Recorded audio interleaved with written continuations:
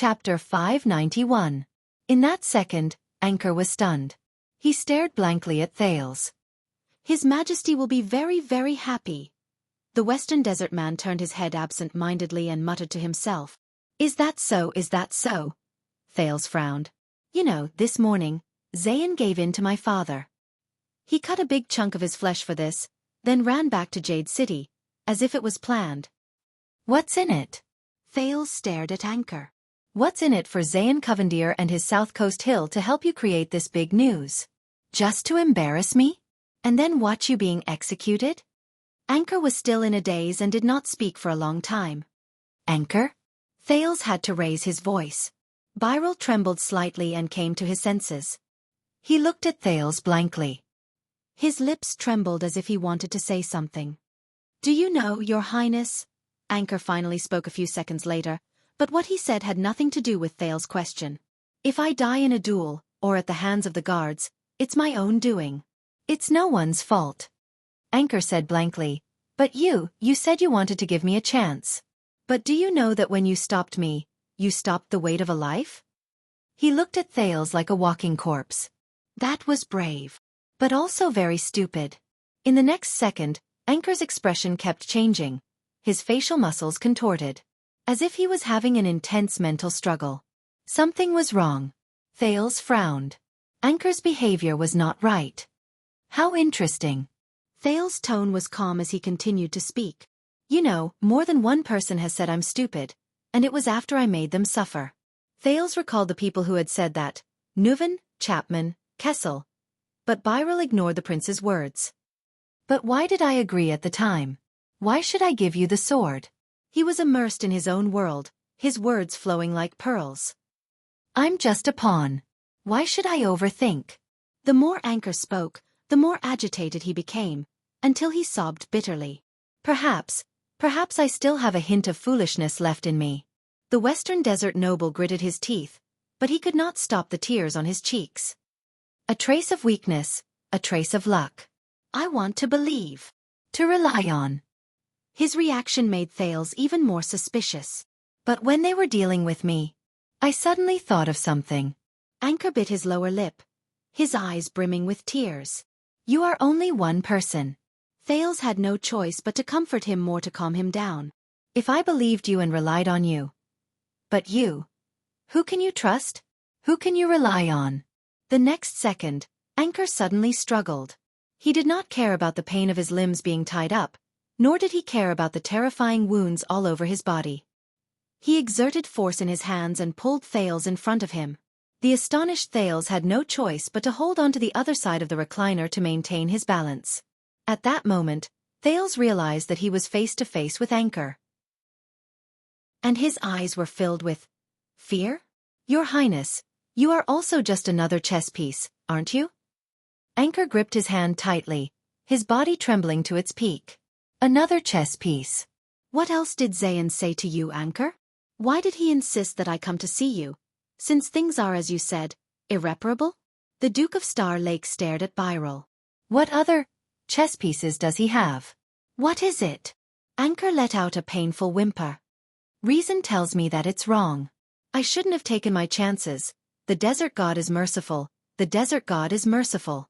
He breathed heavily and spoke incoherently. His meaning was unclear. Your Highness, you shouldn't be weak either.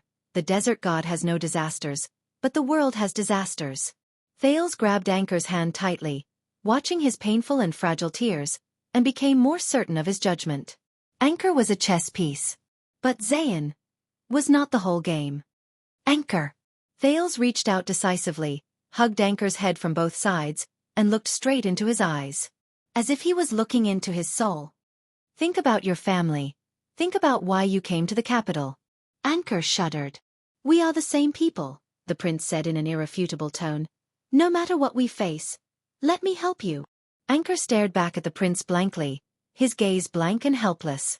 But Thales' gaze was unwavering, overbearing, not allowing him to retreat. The next second, Anchor exhaled. With this exhalation, he seemed to have lost all his strength and fell weakly back onto the recliner. But Thales was stunned. Sobs could be heard in the air. In front of the prince, A wounded anchor lay dejectedly on the chair. The young man bit his lip and trembled. Hot tears rolled down his cheeks. Anchor Byral. Thales felt suffocated. This man who dared to make a scene at a royal banquet and exchange his life for the future of his family, cried. Thales suddenly thought of Ralph. That night, the phantom wind follower, who had lost all hope, cried in front of him. Just like Anchor Byral at this moment. The prince sighed, sat on a stool beside him, and lowered his head dejectedly. He suddenly lost interest in knowing the answer and did not want to pursue the matter further. At this moment, Tina. Thales looked up. Anchor was lying on the chair, holding back his sobs as he whimpered, "Tina Amore." The prince frowned. What? Anchor took a deep breath, as if it could give him courage. "Tina Amore, the daughter of the former Baron of Amore Town," he said intermittently, like a zombie. "She's living in Crocaw City, in our Byral household." Thales was puzzled. "I don't understand, what does this have to do with her?" Anchor looked up abruptly. 5 years ago. He raised his voice, his expression mournful, like a prisoner on death row heading to the execution ground. The case of tax exemption for the development of border counties caused the most controversy in the Western Wilderness. In the Western Wilderness, Baron Imolii Town returned from a trip to the Blade Edge Hill. However, he was infected with the mist plague and his entire family died. Thales was stunned. But Tina didn't. Anchor widened his eyes and stared at the prince. "For 5 years she tried to forget the past, hid her identity, and lived with us as a maid, after I left my father's castle with my sister-in-law. Amore Town. The entire family died." Thales felt a jolt in his memory. It was familiar. "But as long as you go to my house and find Tina," Anchor panted, fear and pain entangled in his voice. "She is the most convincing living proof. Her bloodline, her survival, her existence, her testimony can prove that 5 years ago, Baron Amore's entire family did not die of a plague." In the next second, Anchor's voice became extremely cold and full of resentment. Instead, it was a few important figures in Western Desert who conspired together to silence them. At that moment, Thales' heart stirred. He remembered. After the incident, Amore Town was given over to someone else to suppress the situation. Those in the know include the 3 most powerful families: Brave Souls Fort, Wing Fort, and even Fakenhaz. He had heard of this. Thales thought in a daze. On the way back to Eternal Star City from Blade Fang's camp. According to Cohen's cousin, the Count of Wing Fort, Derek Chroma. But why? Thales reacted and asked anxiously. Why? Anchor was sweating profusely as he panted. He let out an ambiguous sneer. In order to turn Blade Fang's camp into a talisman, in order to assimilate that sharp blade into a normal state, in order to stop Renaissance Palace from extending its hand to the west, Western Desert had to endure the pain of having a blade piercing their heart, and had to sacrifice the interests of the middle and small nobles. Obviously, Baron Amore could not bear the pain. The king's decree dealt a huge blow to him. So much so that he decided to cast aside his tacit agreement with the 3 families and act rashly. He even threatened to lead his troops in protest, ignite the conflict, and force Western Desert to take a clear stand against Renaissance Palace. Thales' expression changed several times. He recalled what a certain duke had said to him. "You have to know that when your vassals and subordinates are enraged, and the public's will is high, you have no other choice but to go with the flow. If you don't become their leader, you will become their enemy, and be the first to fall under a pincer attack from both inside and outside." The tragedy of the Amole family. This will be a tragedy that will shock the entire kingdom. The 3 great families are selfish, willing to sacrifice the interests of their subordinates and lords, not hesitating to kill the natural orthodox nobles of the kingdom to clean up the family.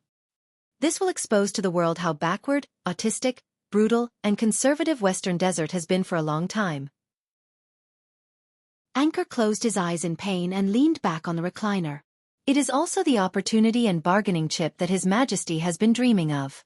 It is a chance for Renaissance Palace to completely break the stalemate. Thales shuddered.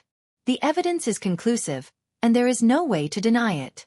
It is a heinous crime, and the whole country is in an uproar. The 3 families will be besieged internally and externally, and Western Desert will be divided and difficult to unite. They can either submit, allow Renaissance Palace to do whatever they want, or accept whatever punishment His Majesty gives them. Anchor's face was pale. Thales was inexplicably shocked and speechless. The bargaining chip that King Kessel had been dreaming of to completely tame Western Desert. Held in Byral's hands. But why? Too many things that he could not figure out came at once, squeezing his head until it hurt. There was a long silence in the room. No matter what, His Majesty will be very happy to have this bargaining chip. Very happy. Anchor subconsciously struggled, the straps on the recliner rattling. Use it, Your Highness. Use this bargaining chip. Use it to plead with His Majesty. Anchor gritted his teeth, as if he was about to crush the most precious thing in his mouth. I will definitely die, but please, for the sake of this bargaining chip, protect the Byral family, and protect my sister-in-law. Thinking about the logic behind this, Thales took a deep breath and came back to his senses. Why are you only saying it now? The prince asked the tortured soul in front of him, puzzled. If you've made up your mind, why didn't you take it earlier and bargain with the Secret Intelligence Department, or even my father? Anchor's expression crumbled. The madness and ruthlessness in his eyes vanished without a trace in an instant. So, Your Highness, what's the price? Anchor replied blankly. Thales understood and looked at him sadly. Everything.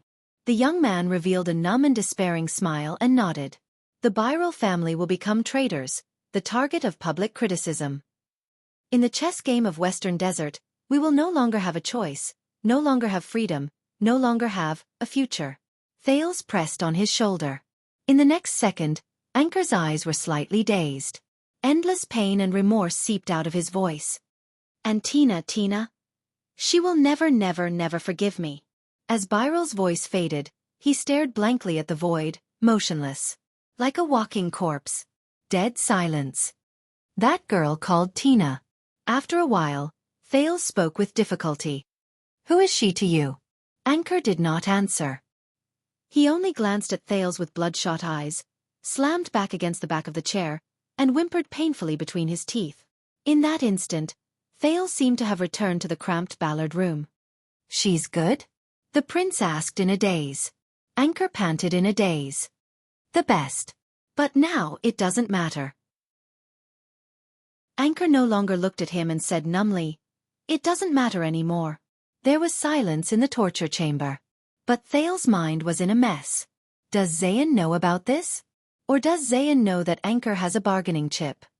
Is this what Zayn asked you to tell me?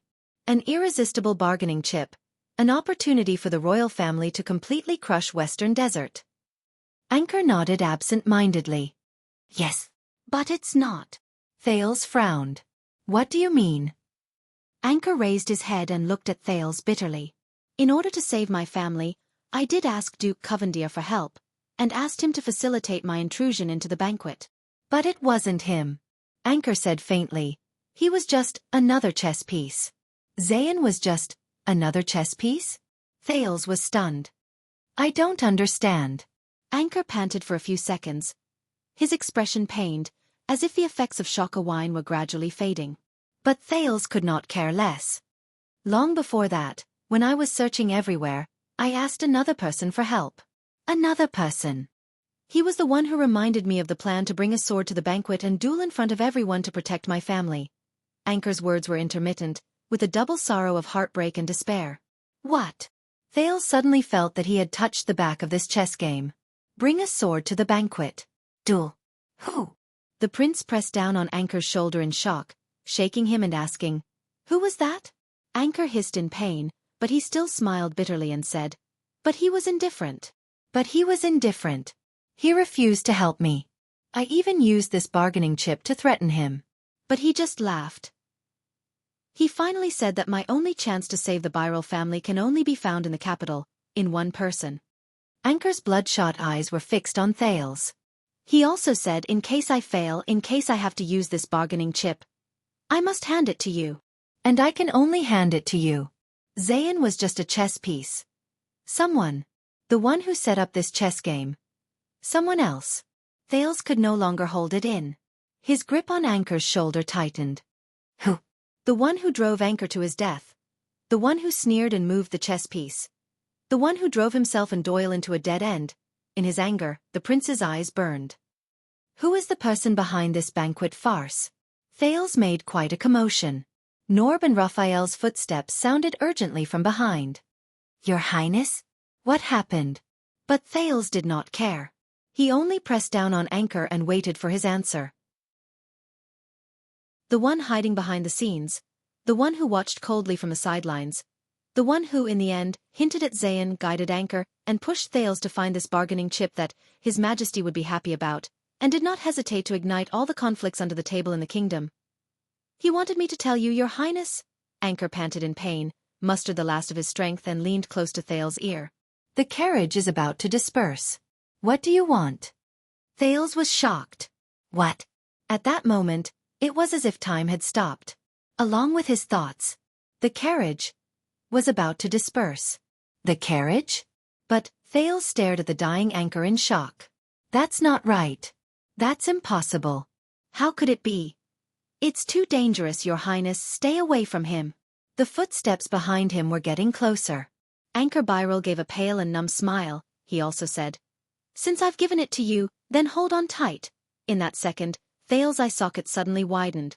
Before he completely passed out, Anchor laboriously pressed himself against Thales' ear and hissed out the last few words. Hold on your sword. Western Desert Hill. Ruins. Floating Sand Palace. In a quaint and solemn room, Derek Chroma put down his teacup and glanced at the chessboard on the table. Are you going to take this step or not? He asked the person across the chessboard respectfully and politely. Your Grace. Humph.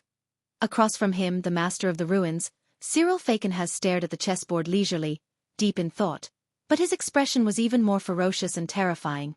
Patience, young man, patience. A good game of chess is never won in one move.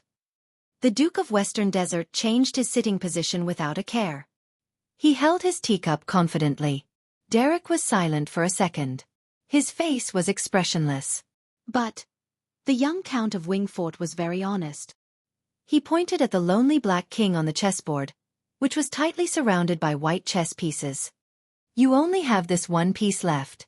Fakenhas' hand that was holding his teacup froze. Derek pointed out the truth calmly and even more ruthlessly. No matter which way I go, my next move is going to be a checkmate. Fakenhas' eyebrows twitched slightly. What do you know? Looking at the overwhelming situation of 10 white and 1 black on the chessboard, the Duke calmly coughed at the right time to hide his slightly red face. The situation on the chessboard is only superficial. What's more important is the chess player. He extended his finger and pointed meaningfully at Derek, then at himself. As the saying goes, even chess is evenly matched. Little Derek, remember, we're playing chess with a person, not chess pieces. Chess player. Derek narrowed his eyes. Fakenhas smiled coldly and gently placed a chess piece. The king moved. His demeanor was profound, full of vigor. Derek cast a sidelong glance at him as he placed his chess piece. He breathed a sigh of relief and extended his hand to take his next move. Wait! Fakenhas shouted loudly. Derek's hand stopped in midair. The Duke of Western Desert bent down and observed the chessboard with a profound expression.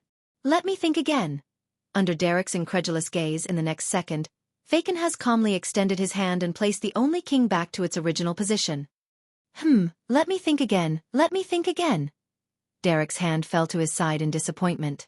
Sir, there's only this move left. You keep going back and forth. The young Count Chroma sighed heavily. Or else, we can just consider this game as invalid. Hey! How can we do that? Fakenhas slapped his thigh. We have a stake. He firmly interrupted the Count of Wingfort. His gaze was fierce, and his aura was aggressive. And this is a peerless sword. Fakenhas pointed at the sword in the distance, which was used as a stake in the game.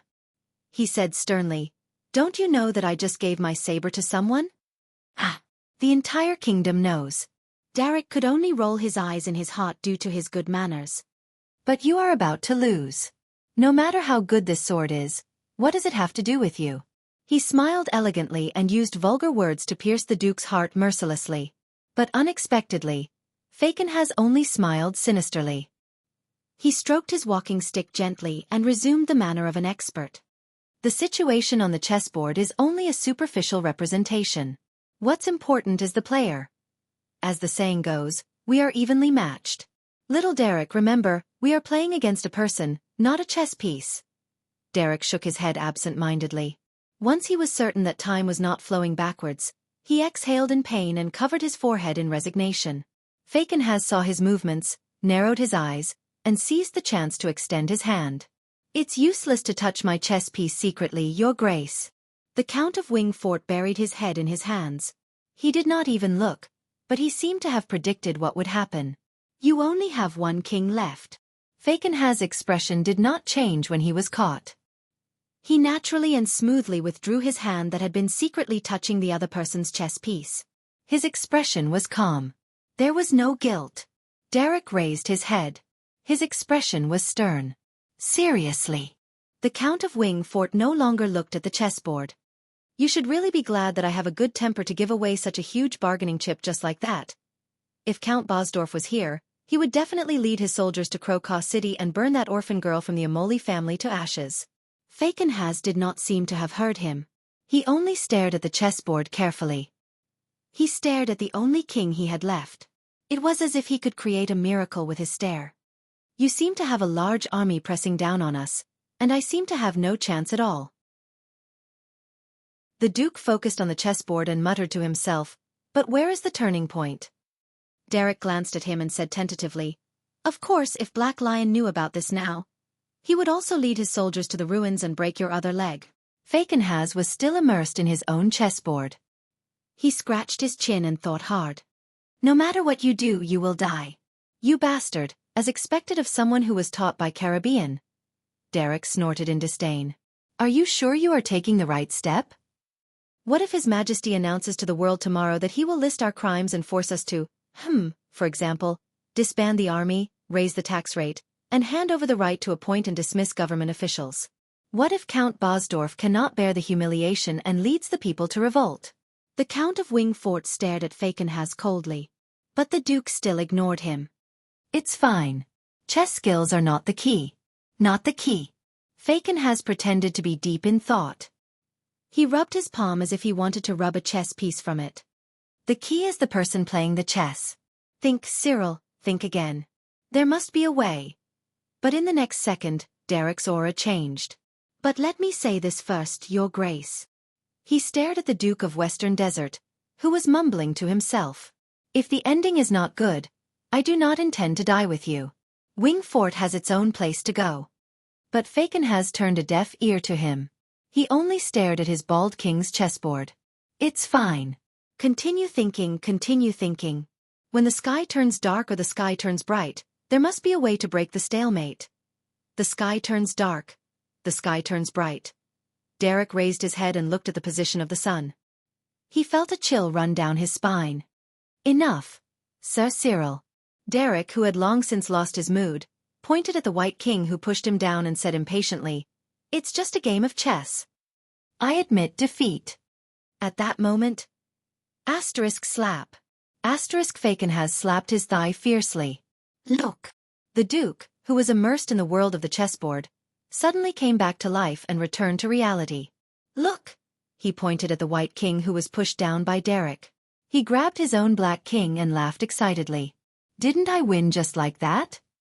As he stared at the Duke of Western Desert, who could not stop laughing, Derek's expression twitched. Win my foot. Fakenhas put down his chess piece. Filled with emotions, he heaved a long sigh. It can be seen that perseverance will eventually pay off, and hard work is the way of the king. The twitching on Derek's face became even more extreme. Fakenhas stared at the cold and merciless scenery of the ruins outside Floating Sand Palace, as if it had been plowed by nature's razor blade. He suddenly felt a surge of heroic spirit, and he slapped the table. In this situation, in this game when I won, I should give a big white. The Count of Wingfort could no longer hold on. He sighed in resignation and buried his face in his palms again. Chess. Chess. As expected, we are not playing a game of chess, and neither are we playing chess pieces. Fakenhas chuckled. We are playing a chess player. Derek gave him a polite and resigned smile. Chess player, my foot. Just like you, young Derek. You are still too young and too eager to admit defeat. Derek could no longer hold it in. That's right. The entire game took 2 hours, and you wasted 1.5 hours just on the last move. He stood up and left swiftly. He did not forget to swear. Who the hell can win against you? As he stared at Derek's retreating figure, Fakenhas smiled softly. He turned his head around and stared at the Black King standing tall on his chessboard. My uncle can, the Duke said softly with a sigh. So can Midir. When he thought of this, the Duke of Western Desert's expression changed. He stood up in a fluster and shouted hastily, Hey, leave that sword behind. It was not easy for me to win the bet. He extended his hand expressionlessly. Monthly votes, rewards, and comments praising Swordless Sword for being diligent in updating. End of this chapter. Chapter 592. Thales walked out of the cell where Anchor was being interrogated numbly. He was in a daze. In front of Raphael and Norb, he still instinctively maintained his dignity and bearing as the Duke of Star Lake. His every move was elegant and steady. He still remembered everything that happened in the interrogation room. He remembered how his words and actions had far-reaching effects and were difficult to reverse because of his power and status, not the content of his words. This was his luck, but also his curse. But when the two men from the Secret Intelligence Department came forward and respectfully asked the prince, "What did he say to you?" Nothing. Thales only remembered that his voice was calm and composed, as always. He was just unwilling and begged to live. Raphael and Norb did not say anything. But the Baron Boneman's gaze lingered on him a little longer. Norb's expression became more serious as he sized up his surroundings. But that was no longer important. The carriage is about to disperse. What does the prince wish to do? Hold on to your sword. The dying Anchor used all his strength to tear the words out of his throat. They lingered in his mind like maggots, echoing and deafening. Please follow me, Your Highness. The exit is this way. In front of the absent-minded Thales, Norb bowed respectfully in a humble and low-key manner. According to the rules, we cannot return the way we came. But Raphael appeared in front of him and Thales, and glanced at Norb indifferently. I'll just send him out. Norb smiled and nodded without refuting. Behind him, Gomez looked back at the two men, and occasionally stole glances at Thales. But Thales did not care. The teenager could only remember that he politely and humbly thanked Norb and Gomez, and under their respectful and submissive gazes, he left mechanically. You said that you're only in charge of the interrogation today? Raphael scrutinized the calm Norb. Indeed. Looking at the prince's back, Norb smiled and nodded. Raphael glanced at the unconscious Anchor. How lucky. The Baron Boneman said coldly and turned to follow the prince. What a coincidence. Norb bowed respectfully and sent Raphael off. Only when the other man disappeared did his gaze become profound and strange. Very good. The troublesome prince is finally gone. Wiping his sweat, Fatty Gomez tugged at his apron as if he had just finished a big exam, causing his fat to jiggle. He turned to look at the naked Anchor and happily picked up a pair of pliers. Now we can return to the main topic. See if I don't squeeze him dry. Gomez. Yes. Norb turned around, his face expressionless. Stop.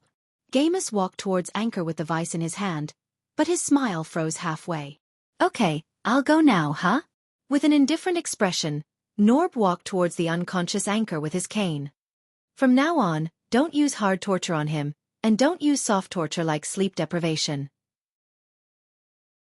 If necessary, give him pain relief. Gomez looked puzzled. Then how should I ask? Norb shook his head. Let's just pretend that we're police officers now. We'll stop the interrogation at the verbal level. That's enough. Having worked together for a long time, Gomez could read Norb's calm but determined tone. He hesitated for a moment. But it wasn't easy for us to return to the capital, and it wasn't easy for us to encounter this major case of the Western Desert. If we don't take this opportunity to render meritorious service, we've already rendered meritorious service. Norb looked at the darkness outside the door, then leaned over to observe their prisoner. His eyes flickered. Just now. Rendered meritorious service? Gomez blinked. Unwilling to give up, he still wanted to fight for it. But didn't you say that this guy must be holding back or hiding something? Maybe he has something big? The previous interrogators almost broke him. We have to get something out of him before he's completely broken or sent to the gallows, And let Lord Hanson— No! Norb interrupted him again, straightening his back with his cane. Trust me. He won't die. Under Gamus' puzzled gaze, Norb glanced at Anchor, who was covered in bruises and had almost no unscathed skin. Not today. Thales walked expressionlessly in the dark underground corridor of the Secret Intelligence Department. But he felt like he was standing on Ghost Prince Tower in Blade Fang's camp, enduring the cold wind and the assault of flying sand. His palms were cold. He told me that if I have to use this bargaining chip. Raphael walked in front of him, leading the way. His back was dark. I have to give it to you. They did not return the way they came. Instead, they walked through one checkpoint after another, shuttling through the maze-like underground corridor. But Thales no longer cared. I can only give it to you. Thales clenched his fists. Why? His gaze pierced through the darkness of the corridor, and vaguely projected thousands of miles away in the western desert, at that hateful maverick noble who often laughed maliciously. Just a few months ago, he was still talking and giving pointers in front of him. He appeared to be unique and concerned about the country and its people. But why? He's the mastermind behind Anchor. He handed me the bargaining chip that could suppress the vassals of the western desert and destroy the Great Wall.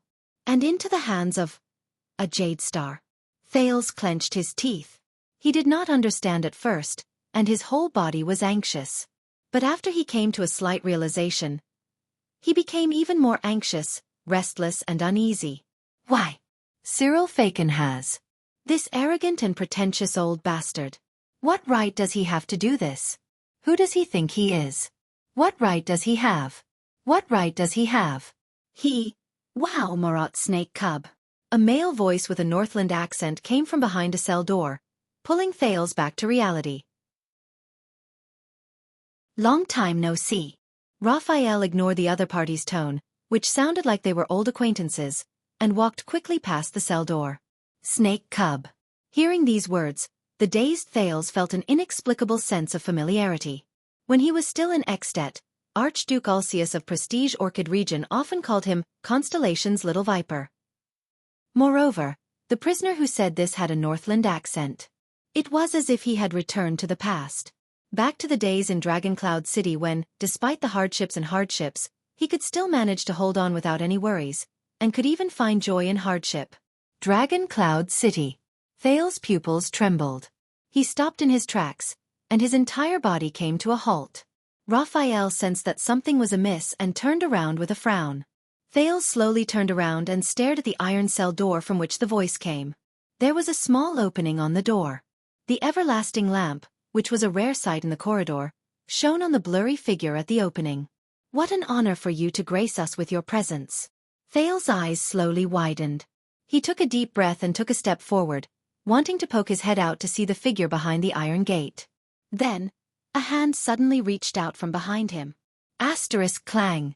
Asterisk Raphael appeared in front of him, pulled the iron gate violently, and shut it tightly.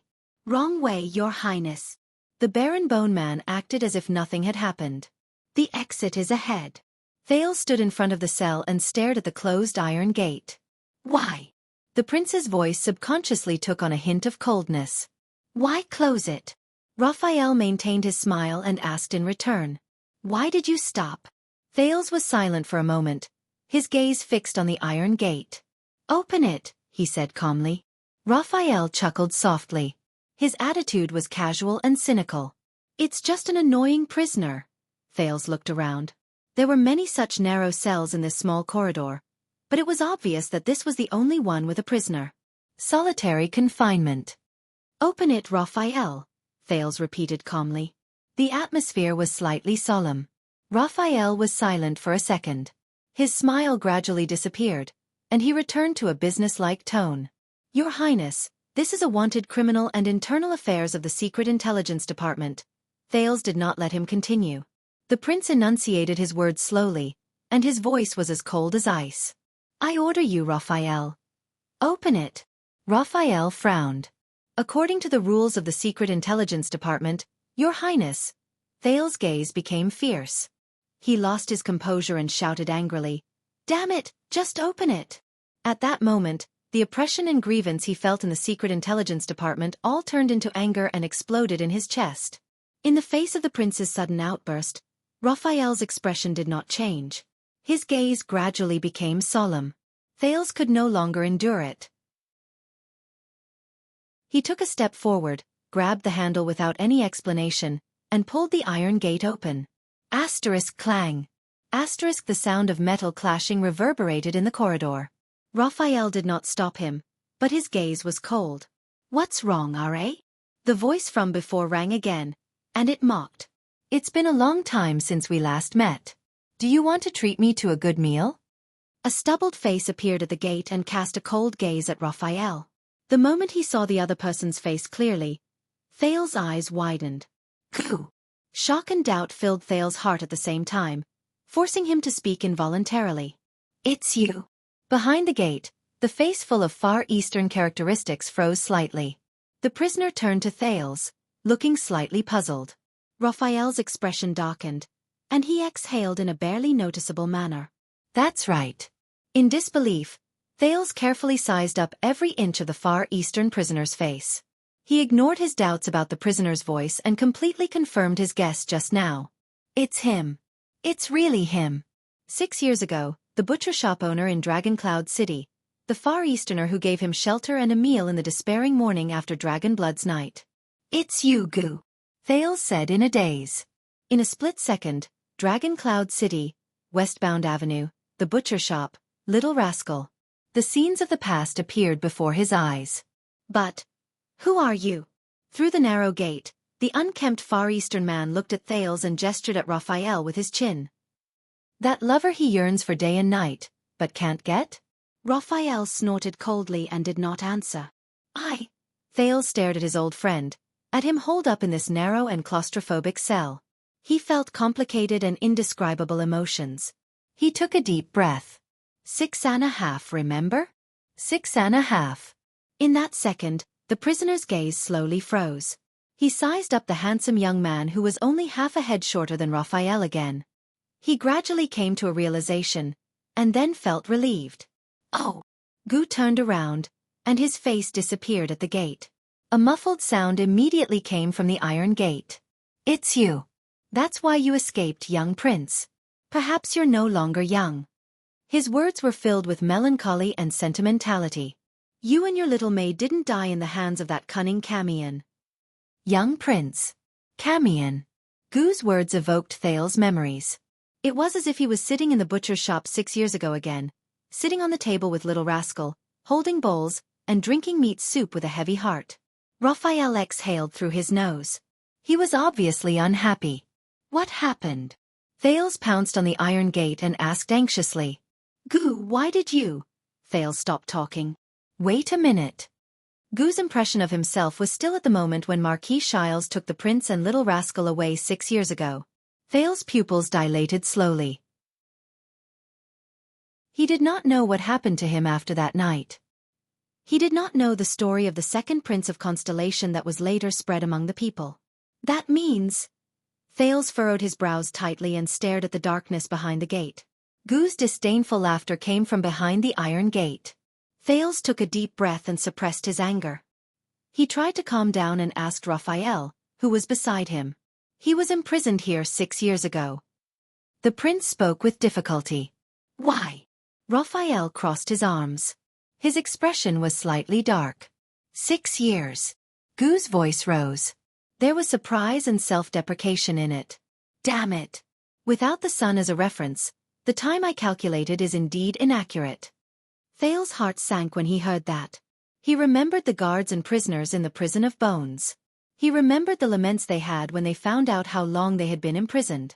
Your task is complete, Your Highness, Raphael said coldly. There is no need to complicate matters. Goo's sneer came again. Thales suppressed the strange feeling in his heart and tried to think calmly and rationally. 6 years ago, something must have happened to Goo after they parted ways. It caused him to wander about and be imprisoned. The sin of Hell's River came uninvited. It filled Thales' brain and washed away his memories, washing away an old scene. Your Highness, do you remember what happened in Dragon Cloud City 6 years ago? On the day he fled Dragon Cloud City, Putre's words in the secret tunnel rang in his ears. No, it's not just that. On that day 6 years ago, in a dark place we cannot see, outside Heroic Spirit Palace and Shield District, something else happened. Thales raised his head swiftly. That night, Raphael. He looked at Raphael and stared into his dark red eyes. Dragon Cloud City, the night of dragon blood. The prince gritted his teeth and went straight to the point. Aside from the calamities, Lampard, and what happened in Heroic Spirit Palace, what else did you do? What does it have to do with him and Gu?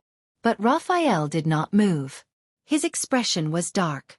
What did they do? The one who answered the teenager was still the Far Easterner with a Northland accent.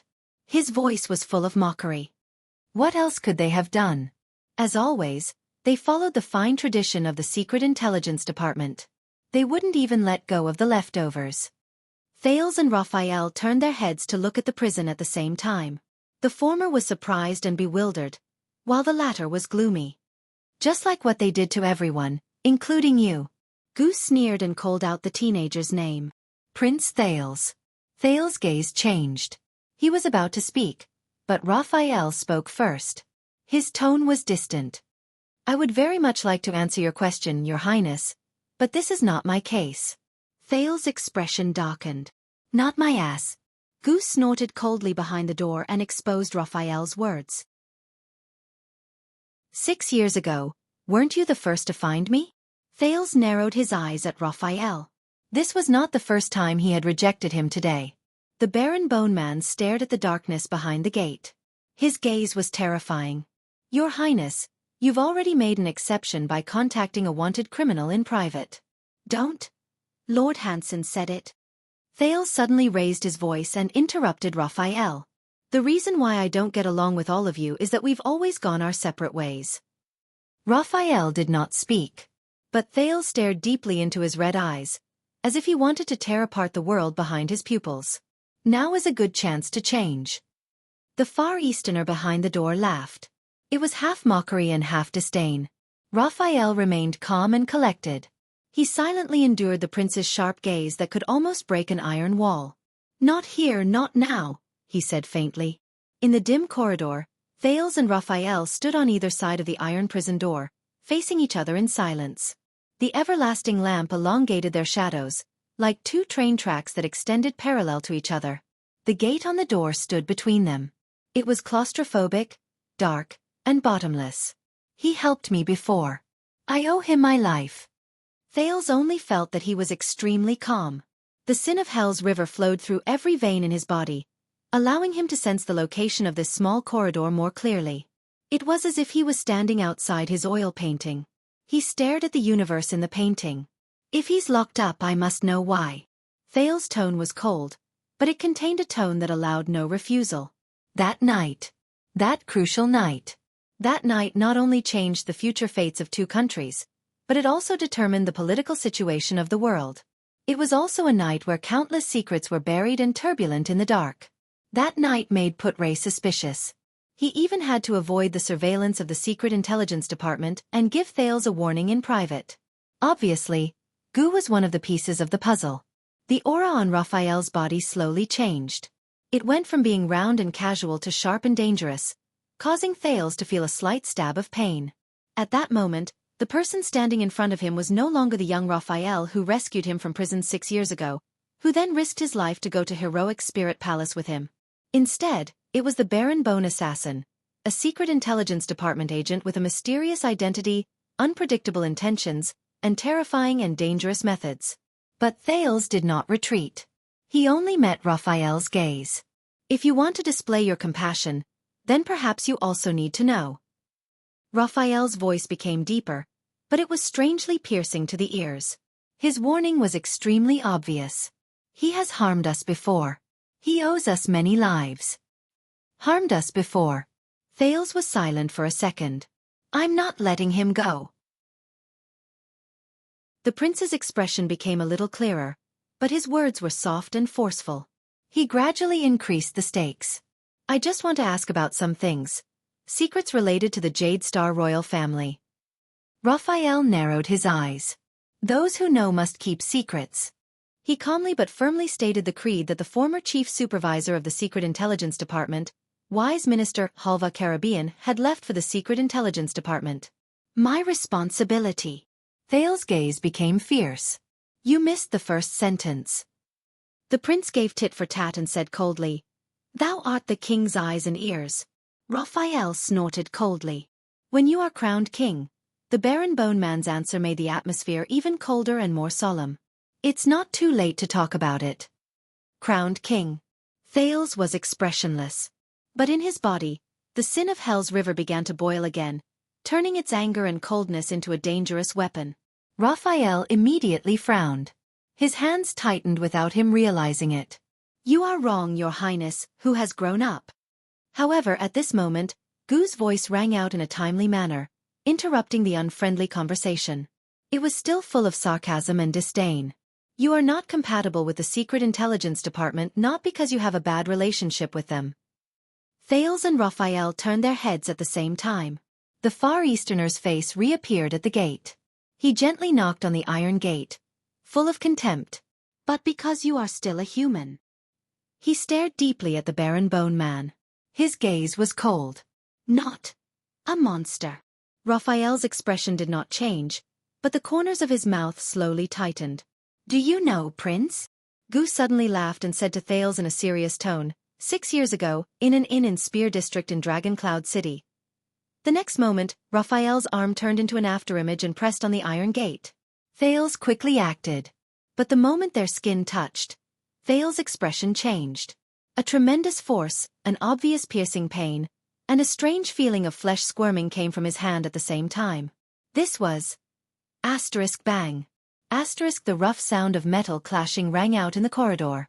Thales watched the scene in front of him with a livid expression. He gripped the Baron Bone Man's wrist tightly, but he could not stop the man from pulling the iron gate again, shutting Gu's sarcastic expression into darkness again. He lost. The sin of Hell's river roared and flowed rapidly, dispelling the numbness and pain in Thales' hand. Thales looked up angrily. Open it. But Raphael's arm was like cast iron. He pressed firmly on the handle of the iron gate. Your Highness, we have a good relationship, and we have gone through life and death together, the Baron Bone Man said faintly. Please don't make things difficult for me. The sin of Hell's river boiled again. Thales gritted his teeth and exerted force, but Raphael's arm did not move.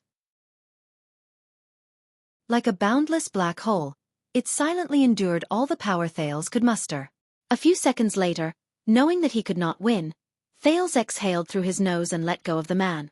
The sin of Hell's river faded from his hand in agony, leaving behind an indignant roar. I think I know. The second prince's gaze was like a sword, piercing straight into Raphael's eyes. Why you and Miranda can't be together? The Baron Bone Man's gaze changed slightly. That's definitely not because of your identities. Thales said coldly, It's just because of you. Raphael Lindbergh. Raphael did not move. Even his expression was frozen. Looking at the man's expression, Thales began to ponder silently. Gu did not finish his sentence. But that was enough. The information revealed by the Far Easterner was like a puzzle that had been lost for many years. It flowed into Thales' mind. It was enough for him to piece together the next clue. His next bargaining chip.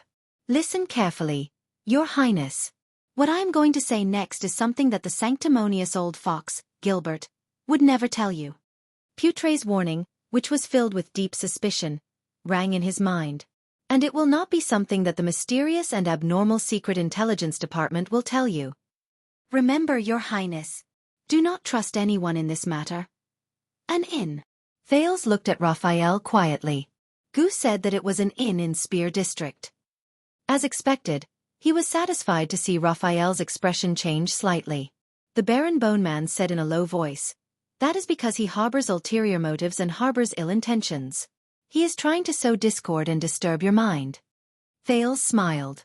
But you told me that the Secret Intelligence Department's headquarters in Dragon Cloud City, which is also the chess room in Spear District that I left, was also an inn 6 years ago.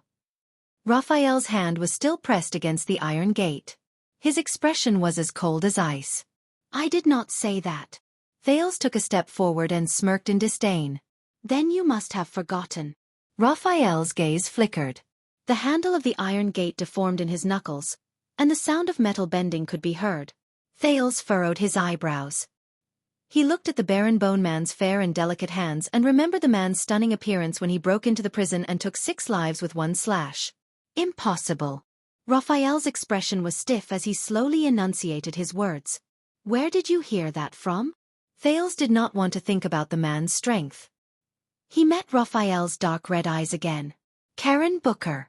When the name came out of Thales' mouth, Raphael's gaze became colder. Thales knew that he had taken the right step. That was the strange part.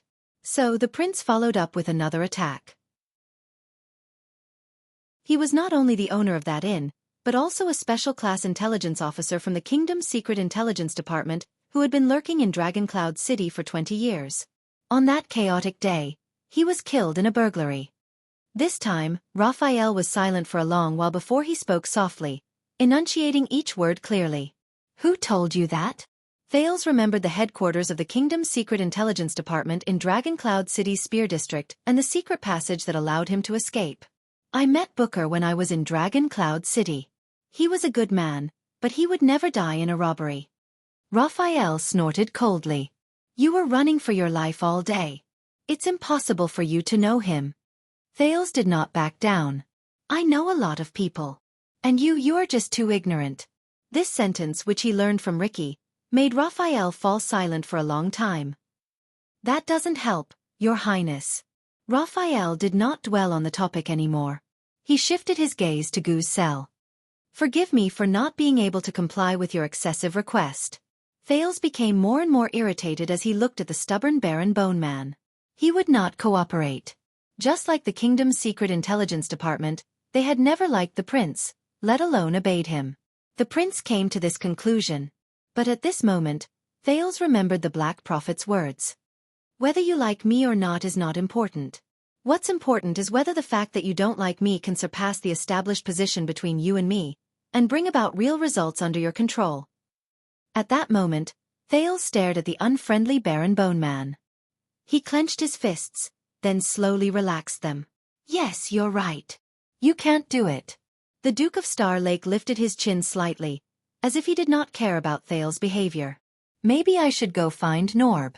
After saying that, Thales turned around without hesitation and went back the way he came. Raphael, who was left behind, stared at the teenager's back. His frown deepened. Thales' movements remained the same, but he deliberately increased his pace. The sound of his footsteps echoed in the dark and depressing corridor. One step after another, it sounded like the beating of war drums. Raphael's gaze froze. 1 second. 2 seconds. The prince's figure slowly blurred in the darkness. In fact, Thales knew that what Raphael was unwilling or unable to do for him, Norb, who had been away from the kingdom's secret intelligence department for many years and had just returned to the capital, might not be able to do it. But the prince shook off the unnecessary baggage in his mind and strode forward. He remembered the most effective way of bargaining that he saw on the streets when he was a beggar. Finally, when Thales counted to the 10th step, Your Highness! Thales' footsteps stopped just in time. With his back facing Raphael, the corners of his lips curled up slightly. Thales turned his head around. His expression was still dark. Raphael released his hand from the iron gate, but did not open it. Instead, he walked towards Thales step by step. No matter who you look for, it will be useless. The Baron Bone Man said faintly, Even if it is His Majesty. Thales' heart sank. His Majesty. Damn it. Your Highness, you must do this, and you should do this. The truth about the bloody year about your own birth can only be unearthed, investigated, and verified by yourself. Remembering Putre's warning, Thales took a deep breath and tried hard not to think about the figure on the throne. Then I will be happy to try and see what my father has to say. Thales turned around and was about to leave again. At this moment, Charlton! Raphael's words floated around the walls and successfully stopped Thales in his tracks. Charlton! Charlton? The name he had not heard for a long time rang again. Thales' expression changed slightly. Whether it was the beautiful figure in Sunset Pub or the horror of jumping off the cliff of the sky, they all came to his mind at this moment. What do you mean? As if time had slowed down, the second prince slowly turned around and spoke in a low voice. Raphael stood in front of him and took a deep breath. He seemed to have made up his mind with great willpower. "The Far Easterner you care about, Gu," the Baron Bone Man said softly. "He is a solid ally of the Charlton family. For more than a decade, he has been secretly working for the regicide family." "Look around," Raphael said. "He is." "What is he?" Thale's expression remained the same, but his eyes slowly widened. "The regicide family. Ally? Do you understand now?" Raphael regained his composure and looked into Thale's gray eyes. "In this matter, no matter who you look for, it will be useless. Even if it is His Majesty." The Baron Bone Man narrowed his eyes and enunciated his words like steel. His words were like knives. "Especially His Majesty." Typing will be slower when you are outside. End of this chapter. Chapter 593. Go. Charlton? Thales repeated in disbelief. He looked back and forth between Raphael and Gu's prison cells, trying to find a thread of clarity in his jumbled memories and thoughts. "Explain." The prince restrained his emotions and stared at Raphael seriously. "Now." Raphael was silent for a while. He tightened his grip unnaturally. "Your Highness, even if you are from the royal family, the Secret Intelligence Department has not been clear about your intelligence rank for a long time." "Explain." Thales interrupted him rudely. "I am explaining," Raphael cut him off coldly. "But I have to make it clear, Your Highness, that I can only reveal information that is not higher than Madman's level without breaking the rules." "Madman's level." Thales shook his head impatiently. "You don't have to explain the rules of the Secret Intelligence Department to me. Just explain." Raphael sneered. "I'm not saying it for you to hear." The Baron Bone Man raised his arm slowly. A black crack had appeared on his forearm at some point in time. The muscle lines inside squirmed gently, hiding a strange shadow. "Just like 6 years ago." Thales was immediately stunned.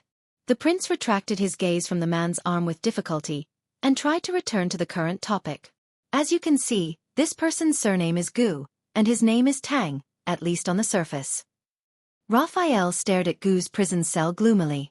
He was born in a family of officials in Main Yi of the Eastern Nation. He fell behind in his family and entered the Main Yi Royal Intelligence Department, the Dark Robe Guards. "Gu Tang. Black Robe Guards." Thale's gaze changed. "You mean, he is a secret agent of Main Yi?" Raphael nodded, but shook his head. "He is a former secret agent, at least according to the information we obtained." "Former?" Thales looked at Gu's prison cell. He suddenly realized that he knew nothing about this prisoner who gave him shelter and a meal 6 years ago. Raphael's forearm tightened unnaturally, but his expression did not change. He continued to speak tirelessly. 19 years ago in Qilan City, a member of the Chen royal family launched a coup in an attempt to suppress King Yao Hao, who had just ascended to the throne. During this period, the Dark Guard was split into 2 factions. The commander Lin Do, who was loyal to King Yao, won the battle. He took over as the commander of the Dark Guard and cleaned up the mess, killing all the traitors in the guard. Yao Wanghao. Lieutenant Qing. The unfamiliar and distant term crossed the ocean and entered Thale's mind. He could not help but frown. But Raphael obviously had no intention of stopping to explain for the prince. Gu belonged to the faction that stood on the wrong side. He concealed his identity and fled to the Western Peninsula. He worked as a peddler, craftsman, mercenary, and other jobs. After the Bloody Year, he took root in Dragon Cloud City. He took advantage of the ruins and gaps left after the consecutive wars between Extet and Constellation to wander around and work as an intelligence peddler. Thales took a deep breath and averted his gaze from the metal door of the prison cell. "What's that to you, to us?" Raphael's lips curled up into a cold smile. "Later on, we found out that during the years he was in Dragon Cloud City, Gu did more than just his old profession." The Baron Bone Man stared at the iron bars on the cell door. Aside from buying and selling information, this Far Easterner's business also included acting as an intermediary for various major forces and mediating conflicts. And for some conflicts that could not be mediated, but could not be ignored. When he said this, Raphael's gaze turned cold. He would find an assassin. An assassin. Thales tensed up. "Wait. Dragon Cloud City, Gu, intelligence peddler, assassin, 6 years ago. The teenager slowly connected the clues from many years ago. His expression gradually changed. That's right. Raphael sneered as he observed Thales' expression. 6 years ago, in Dragon Cloud City, under King Nuven's power, the underground forces were in a state of disunity. Glee Ward controlled the streets, Vlad ran amok in the black market, Camus Union profited from the people's lives, and there were countless other factions. Their relationships were complicated, tangled, and chaotic. And he? Raphael raised his chin at Gu's cell door. Your friend from the Far East used 10 years to gradually take over the dirtiest and most dangerous business. He became the biggest and most convenient contact for assassins in Dragon Cloud City. Thales' eyes slowly widened. From street thugs and fugitives to Shadow Shield and Assassin's Flower, he had connections and was familiar with all of them. He bought lives with one hand and sold them with the other. He could be said to have hidden his abilities well and had eyes and ears all over the world. Shadow Shield. Assassin's Flower. Thales stared fixedly at Gu's cell. His gaze never wavered. But his gaze had changed. If Gu is the biggest intermediary for assassins in Dragon Cloud City, then 6 years ago. In the next second, Raphael expressionlessly stated what Thales was worried about. Chapman Lampard. Back then, the Archduke of Black Sand region found Shadow Shield through Gu. Both sides colluded and formed a partnership. Thales turned his head around stiffly. The partnership between Chapman Lampard and Shadow Shield. Their middleman is Gu? He could not help but recall when he was young. He and Little Rascal hid in the carriage, shivering, and watched the Archduke of Black Sand region talk to Steak. But Raphael had not finished speaking. In the end, due to how troublesome the target was, Gu used his trump card and contacted the most powerful and terrifying assassin in the world. He relied on his sinister and dangerous killing blade to break through the heavy defenses of the White Blade Guards in the chaos brought by the calamities, and took the head of the Born King. At that moment, Thales froze on the spot. Raphael narrowed his eyes slightly. And do you know who that is? The corridor fell into a dead silence. After a long while, Thales exhaled laboriously. Yes. Raphael sneered. He did not care about the prince's extremely unpleasant expression. He knows how to contact the regicide family that fled without a trace after the Bloody Year. This alone is enough for us to imprison him until he dies of old age or confess. Thales did not speak. He just clenched his left fist. His fingertips swept past the scars on his palm, which had been cut by the police countless times. But this is not the first time. Raphael continued. At least, in Gu's account book, Flying Locust Blade is not the first business that you're involved with. Thales tried hard to digest the new information and looked up. In the next second, Raphael's gaze turned cold.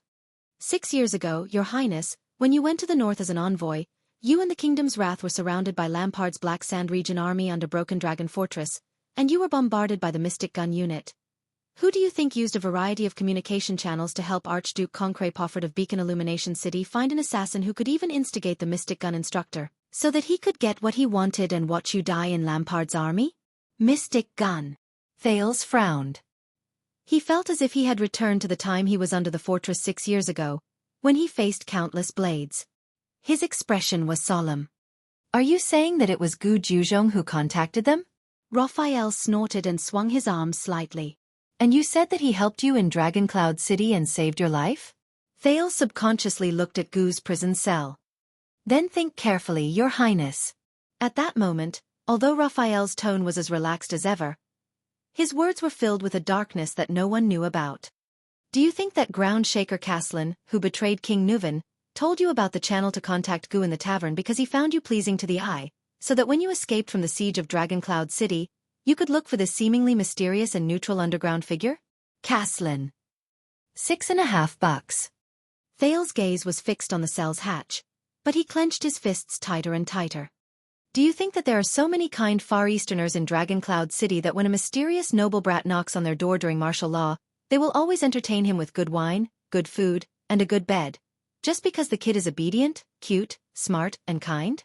Far Easterners. Entertain.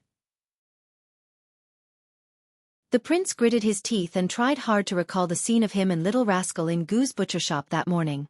Do you think that things are really so coincidental that when all of Dragon Cloud City is in a mess, A shady intelligence peddler only needs to leave his house for 2 minutes to smoothly bring back the envoy of a country, the Marquis of Goodflow City, Shiles Bamra, who came alone, so that he can turn around and give you to Chapman Lampard? Intelligence peddler. Shiles. Raphael's words were as sharp as blades. One after another, they pierced through the defenses in Thale's heart. All these suspicious points, these strange things, these things that seem reasonable but cannot be investigated. Have you ever thought about them before you treated him as your savior? At that moment, Thales took a deep breath and suppressed the gradually boiling sin of Hell's River. If all these suspicious points Raphael mentioned are problematic, that means that the things he once thought. Yes, Gu. Raphael spoke coldly, not giving the prince any time to react. He never helped you. On the contrary. He was the one who betrayed you. Thales closed his eyes gently. 6.5. He never helped you. He betrayed you. At that moment, the cell that imprisoned Gu did not seem so eye-catching anymore. The corridor returned to silence. Raphael exhaled and looked at the cell door with a complicated gaze. And he also betrayed us. Thales spent a lot of energy to calm himself down. When he heard that, he slowly opened his eyes and tried to maintain the calmness in his tone.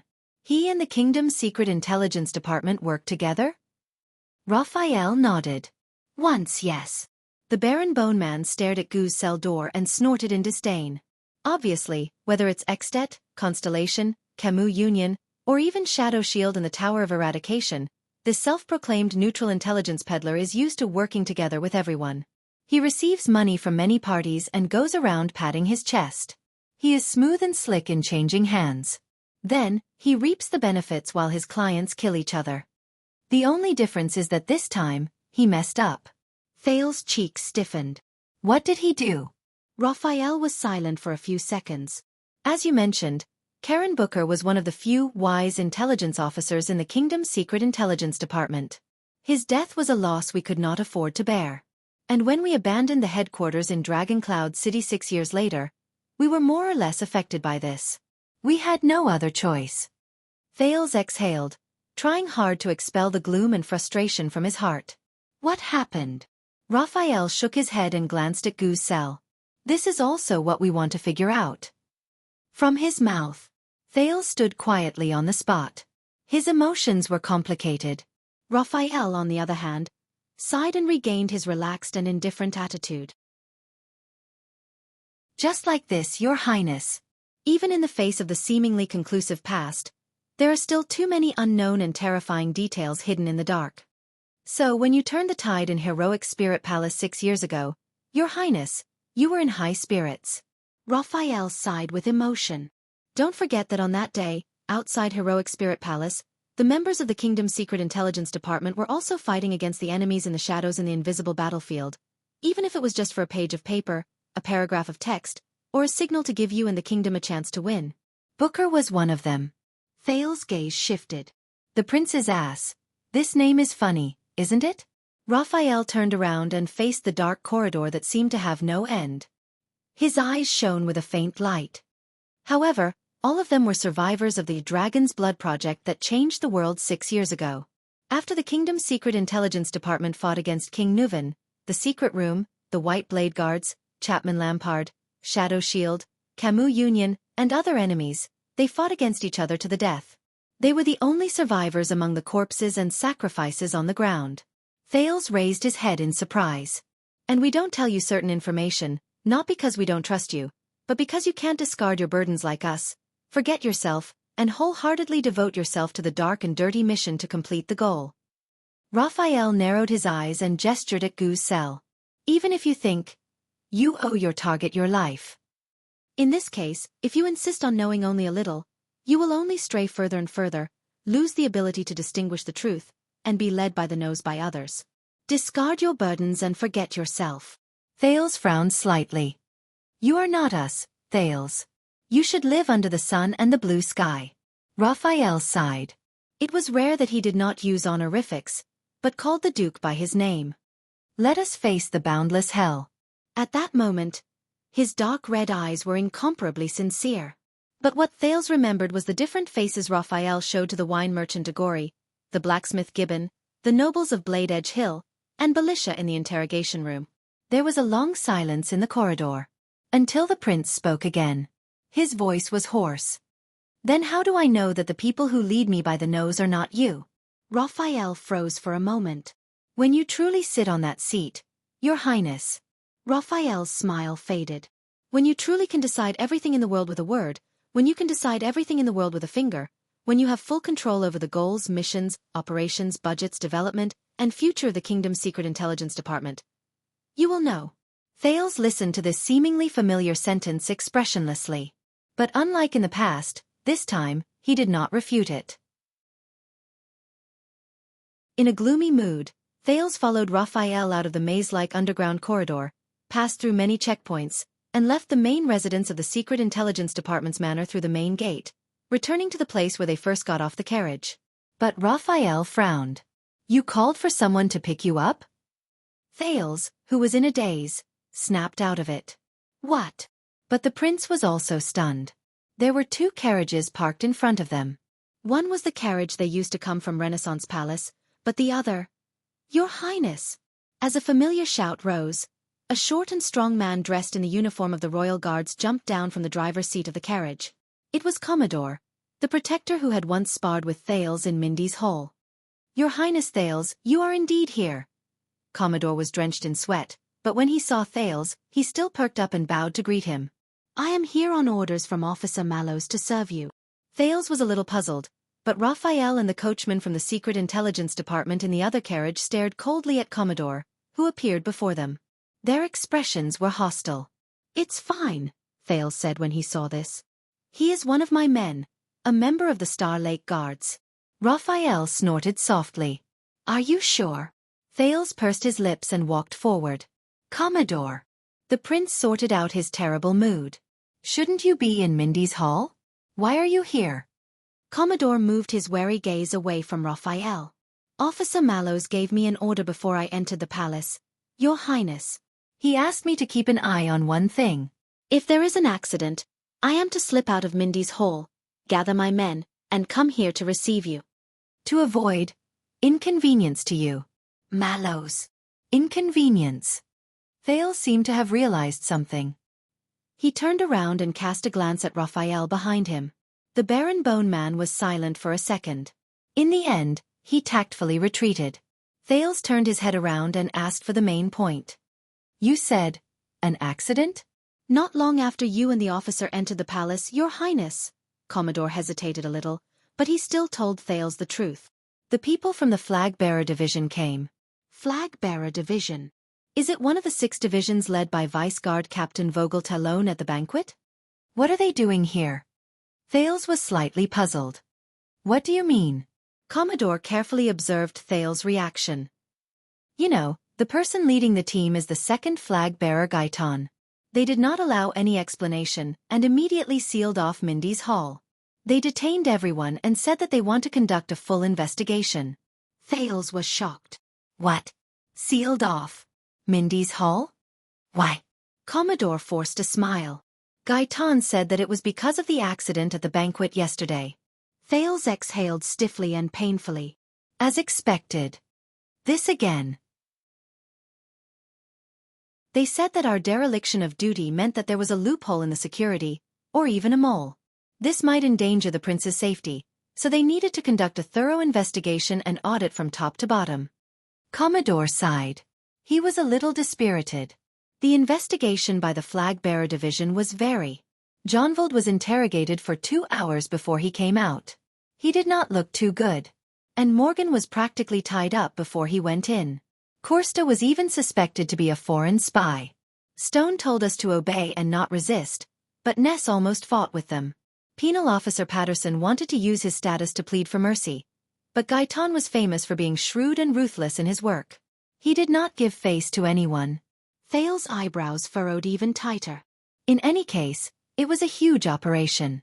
The Jade Star Private Army, the Nobles Affairs Office, and the Inner City Police Station were also there. I suspect that there were even people from the Kingdom's Secret Intelligence Department among them. The team was mighty, and I reckon that many people saw it. As Thales listened to Commodore's narration, he slowly widened his eyes. What does he mean? Mindy's Hall. The residence in the capital given to the Duke of Star Lake by the king. Locked down and investigated? Thales exhaled and tried his best to unclench his fists. He tried to understand the current situation. How did you sneak out? I used to work in the inner city police station, Your Highness. Commodore's gaze was a little evasive, as if he was not too willing to talk about these few relationships. There were a few police officers who were in charge of locking down the perimeter. I was acquainted with them. Praka could have sneaked out as well, but Gai Ton had an old grudge against him when he was young. He kept a close eye on him, and I reckon that he would not let him have an easy time. Commodore looked behind the carriage. The only person I could find was Glover. He left in the morning because he was punished to recuperate. The people from the flag-bearer division were very unhappy about this. Thales frowned a little. Glover. Right after he finished speaking, a familiar figure appeared from the other side of the carriage. Your Highness. First-class vanguard of the Star Lake Guards, the strong zombie Glover came before Thales in full armor. His expression was stern. We should immediately return to the city. I keep feeling that there is something on the other side of the carriage staring at us from the forest. It harbors ill intentions. When he saw the vanguard he was the most familiar with, Thales was completely at ease. But he immediately frowned and looked at Glover's back. But your injuries? Glover shook his head. He pulled open his collar and revealed the bandages inside. It's fine. My power of eradication can alleviate pain, and... Glover swung his arms, and his eyebrows furrowed in a barely noticeable manner. Lord Mallows. He was merciful when he whipped me. It's as if he knew that this would happen, and he still needed me. Thales was slightly stunned, but he immediately remembered what Mallows said to him in the morning before he explained the temple and imperial style. Has no one from Renaissance Palace come yet? I guarantee you that they will definitely come, sooner or later. Thales suppressed his terrible mood. He understood something and asked, what about Doyle? Was he also whipped by Mallows on purpose so that he could be released from Mindy's Hall to avoid trouble? Glover shook his head. No, I've seen it. Doyle's injuries should be real. He was beaten badly. Firstly, after what happened yesterday, the Doyle family is at the heart of the storm, Glover thought quietly. Secondly, Lord Mallows is probably very vengeful. Especially after Doyle called him Tormund Jr. during the banquet while he was drunk. So Mallows knew that this would happen. Thales' words interrupted Glover's thoughts. He entered Renaissance Palace with me. Where is he now? Commodore, who was by the side, answered. Will, an acquaintance of the flag-bearer division, owes me a favor. He just sent me a message to tell me that Lord Mallows is still in Renaissance Palace. He hesitated for a second. He is, with Vice Captain Talon. Thales exhaled. I understand now. So, Tormund Mallows is my favorite personal captain. Even if he predicted the current situation.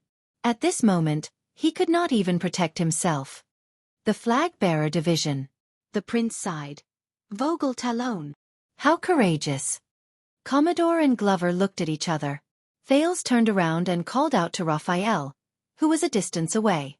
Raphael, do you know about this? The Baron Bone Man walked closer. Thales noticed that his eyes had been disguised into another color. Under the hostile gazes of the two royal guards, Raphael revealed a friendly smile. What is it? Thales glanced at him and snorted coldly. Nothing. If it is inconvenient for you, Your Highness. Raphael was obviously very good at reading people's expressions. He saw some clues from the trio's expressions. The Secret Intelligence Department welcomes you to stay for a few more hours. Thank you, but there's no need, Thales refused decisively. I think you don't mind if I go back with my personal guards? Raphael looked at Thales for a few seconds. Go ahead. The Baron Bone Man smiled widely and called out the other two people's names and backgrounds as if he was reciting his family's treasures. Caleb Glover from the Glover family and Gianluca Commodore from the police station. They are famous members of the Royal Guards. Of course we can trust them. Glover and Commodore frowned at the same time, but Raphael had already bowed, turned around, and walked away. That's... Glover watched Raphael's back as he left. Only then did he slowly loosen his grip on the hilt of his sword. The person who cleans up my mess, Thales said gloomily. The prince was about to board the carriage without any explanation. Now, let us return to Mindy's Hall and deal with the flag-bearer division. However, Glover shook his head firmly. No, Your Highness. Thale's expression changed slightly. Commodore took over the conversation, and his smile was a little stiff. What Commander Mallows means is, do not be in a hurry to return to Mindy's Hall. Thales looked puzzled. Commodore said carefully, those people from the flag-bearer division, they have His Majesty's warrant. His Majesty's warrant. Thales was stunned. And the people from all the departments are, Commodore said awkwardly, if you show up rashly, and the situation becomes ugly. He did not continue speaking. But Thales already understood. The prince stood in front of the carriage in a daze. So, Thales said absent-mindedly, I just entered Renaissance Palace, and right after that, my nest was raided. Now I have a home, but I can't go back? Commodore looked ashamed. I am very sorry, Your Highness. We did not protect you well during the banquet, which led to such an accident. No. Thales forced himself to calm down and tried to sort out the messy things that happened throughout the day. No, no, no. No, trust me. After he understood what was going on, Thales suddenly felt like laughing. This is definitely not your reason. Ever since he returned to Constellation, he had always abided by the rules and did not dare to be presumptuous. Last night was the first time he made a decision of freedom after he returned to the kingdom, and it might also be a risky choice. Then he paid the price. Thales could not help but laugh, causing the two guards to look at each other at a loss. As punishment, he had just sat in on an imperial conference while trembling with fear, then was mercilessly reprimanded by the king. After that, he was brought to the Secret Intelligence Department and enjoyed the company of the Black Prophet throughout the entire process. Even his Mindy's Hall and the Star Lake guards were severely punished. As for now, Glover interrupted in a low voice. In fact, Lord Mallows suggested that we return to Xing Palace. Return to Xing Palace? Thales sneered, and there was a hint of mockery in his voice that he did not even notice. Look for my father? No, look for Madame Gines. Commodore stared at Thales' expression carefully. The commander said that only she can protect you. Commodore kept the rest of his words in his heart. Thales fell silent. Look for Gines. Is that so? Then, I'm back to 6 years ago, when I just arrived at Mindy's Hall. I faced countless known and unknown threats, but I could only drift along with the waves. I sought protection from others. 6 years ago. The prince held on to the carriage. His face was expressionless, and he did not move. A long time had passed. Finally, after Commodore gave Glover a signal with his eyes for the third time, the Duke of Star Lake closed his eyes, sucked in a deep breath, and exhaled slowly. No, we are not returning to Xing Palace. We are not looking for Madame Gines either. Commodore and Glover frowned at the same time. Thales opened his eyes. We are going to Red Street Market in Western District. At that moment, the two guards were stunned. What? Thales held the carriage's axle tightly and gritted his teeth softly. There is a club called One Night's Romance over there. Commodore widened his eyes, while Glover's expression was solemn. Your Highness, why are we going there? Commodore asked tentatively. What are we doing? Of course. Thales let go of the wheel and cast him a glance. His tone was calm. We are going to look for women. Commodore first understood what Thales meant, then he felt incredibly troubled. But Your Highness, your identity, Thales snorted. Who said that I am going there as a prince? The prince boarded the carriage and pointed at the duo. Lead the way, Commodore. We will go and change our attire first. Then you will lead the way, Glover. The zombie shuddered. But Thales interrupted him rudely. Remember, Glover, after we reach there, your name will be... At that moment, Thales' smile disappeared, and his voice was incredibly cold. Raphael Lindbergh.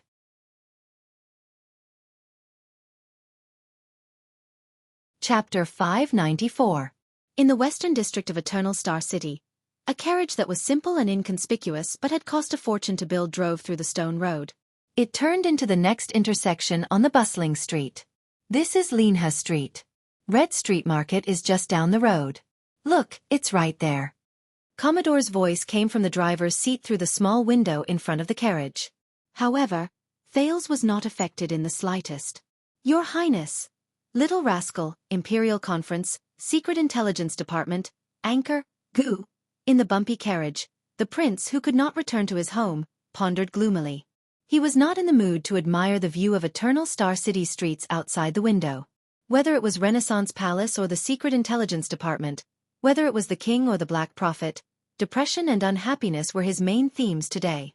But what concerned the youth the most was what Anchor Byril said before he fainted. Hold on to your sword. Thales subconsciously clenched his fists, but he realized that he was unarmed and his palms were empty. He lowered his head and stared blankly at his left hand, but he could only see the scar on his palm. Your Highness? Thales only snapped out of his daze when he suddenly felt a weight on his shoulder. In the carriage, Glover nodded at him and let go of the prince's shoulders. Are you sure we want to do this? Red Street Market? Commodore turned his head around from the window outside the carriage. If Officer Mallows finds out. He had a troubled expression on his face. Glover's expression did not change, but his eyes expressed the same concern. Thales adjusted the collar of his newly changed clothes and sighed. These people. Even if he had the title of Royal Guards or Star Lake Guards, even if he was the second prince come Duke of Star Lake, the second most respected person in the country, however, be it Commodore or Glover, or even Doyle who had the best relationship with him at the moment, they still had doubts about him, right? As for Mallows. You're right, then. Thales remained silent for a second before he turned his head and shouted towards the empty window. Do you have any objection, Mallows? Glover and Commodore were both stunned. Mallows? What do you think? He knocked on the wall of the carriage and pretended to listen for a while. Looks like. The prince turned his head around and looked at the stiff Glover and the resigned Commodore. He spread his arms in regret. He has no objections. Glover's eyebrows twitched, but he did not say anything. Commodore could only put on an unnatural smile and turn back to drive the carriage. Their carriage slowly entered the main road of Red Street Market, joining the other carriages and passers-by. Outside the window, it immediately became lively. Greetings, hawkers, soliciting customers, cursing, and so on. It drew Thales' attention from the past back to reality. If one did not look at anything else, Red Street Market was probably no different from the other affluent parts of the Western District. Wide main streets, neat houses, alleys that extended in all directions, and crowds of people jostling each other. However, the number of entertainment venues here was unmatched by other places. Taverns, hotels, gambling dens, theaters, street stalls and roadside shops that specialized in good stuff. Of course, there were also the various clubhouses that Red Street Market lacked. As he stared at the street outside the window, Thales could not help but feel a little dazed. When he was still a child beggar, Thales had snuck into Red Street Market more than once to look for business. Of course, it was in the evening, when it was busier and safer. It should be known that beggars were as sensitive to fixed territories as cats and dogs, gangs, and even countries, even if they were just trying to make a living under different gangs. But at that time, the child beggar Thales was mixed in with the crowd. He was either pushed around, bullied, or looked down on. This was the first time he sat in a carriage and strolled around Eternal Star City as a normal citizen, or even a noble guest. Commodore lifted the reins and whipped his whip. His work experience of protecting important people had given him the skills to drive a carriage. He shuttled through the streets, ignoring the small brothels and even the prostitutes in the surrounding area. He went straight to his destination. Along the way they met many men. Some of them welcomed and sent them off with great enthusiasm. Some of them were new arrivals and were at a loss. Some of them were impatient when they called out to their friends. Some of them were shy and reserved. Some of them were dressed simply and furtively. Some of them were dressed fashionably and acted elegantly. Some of them were rushing around with important matters, and some of them were strolling leisurely and laughing. There were also many women on the street. There were procuresses with fake smiles, women who were busy washing, female workers who were covered in dirt, female servants who were in a hurry, poor girls who dressed up like boys and ran errands all over the street, noble women who came to take their husbands home with anger written all over their faces. There were even noble ladies who sneaked out of their carriages and hid behind handkerchiefs and fans as they looked outside with flushed faces. Thales and his carriage blended into the crowd. It was inconspicuous and did not stop along the way. Soon, it drove into the central area and entered a group of houses with luxurious decorations and shining signboards. Hey, sisters, we have guests. Look at that carriage. It's made of good materials. The Sin of Hell's river surged, and a delicate voice instantly entered Thale's ears. Go and put on your makeup. Tighten your corset.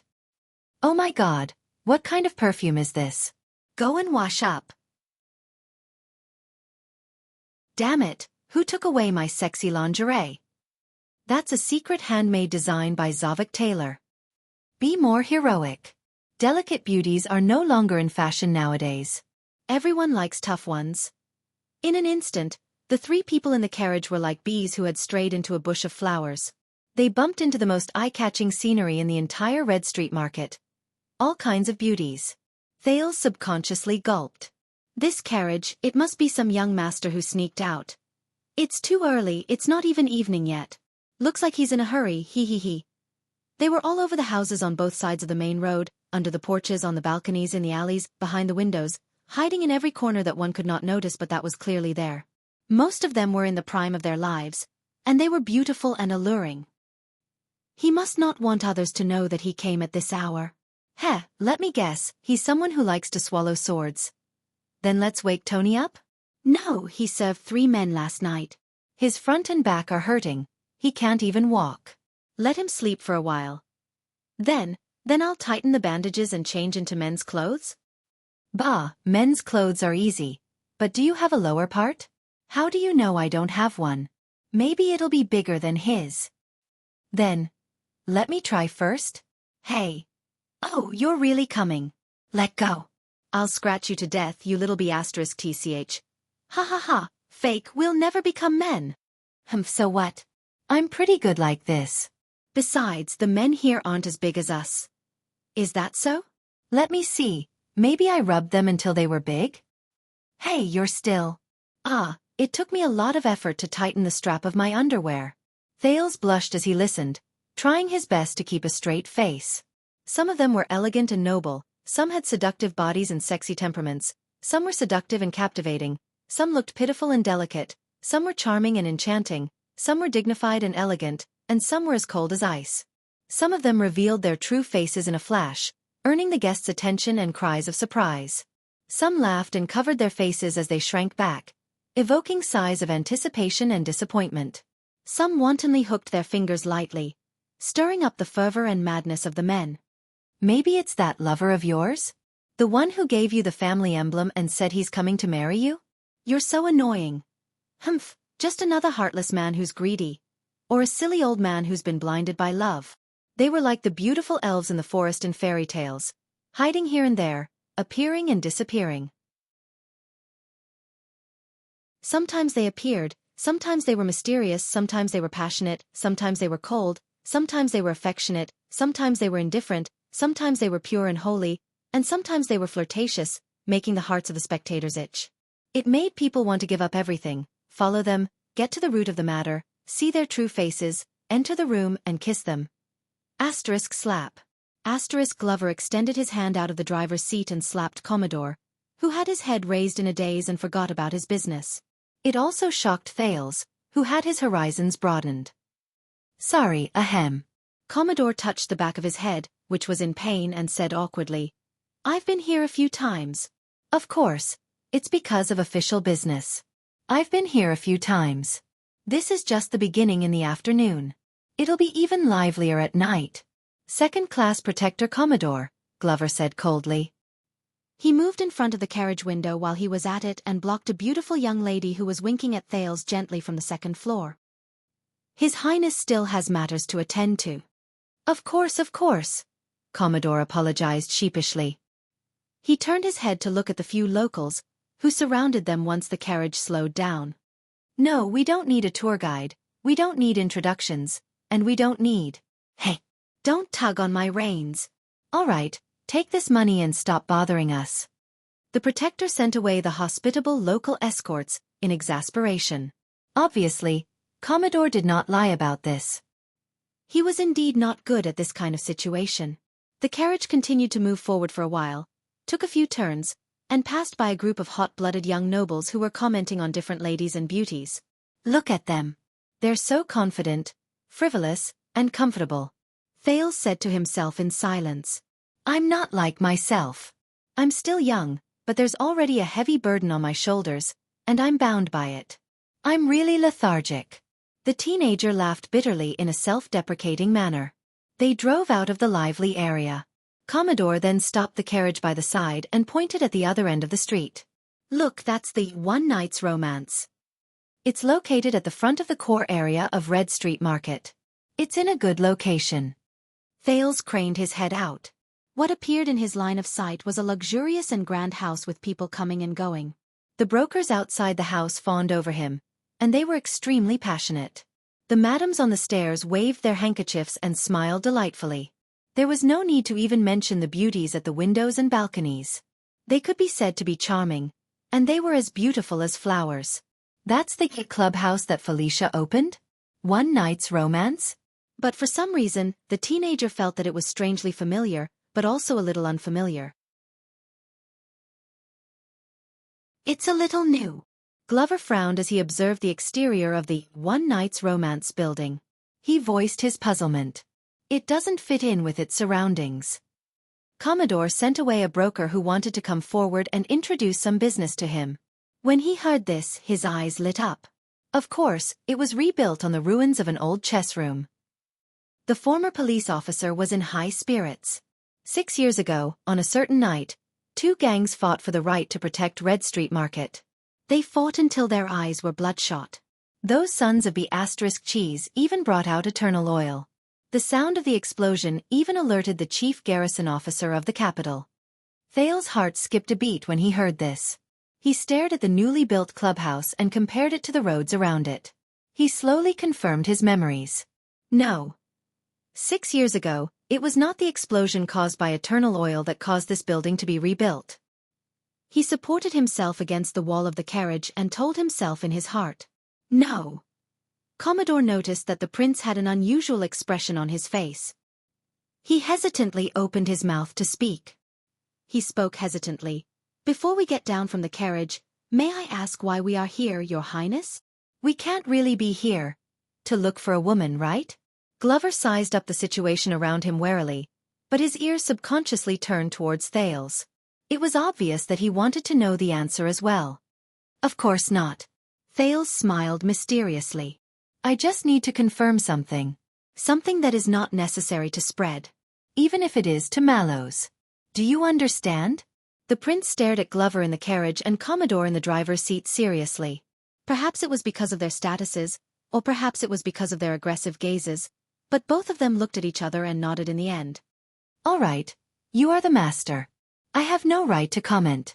But if the fact that we came to Red Street Market is known by others... John, trust me, Thales said to Commodore in resignation. You are not the first person to be worried about this. And I have been lectured for an entire day because of this. Commodore hesitated for a long time. In the end, he still buried the words then, did you not learn your lesson? In his heart.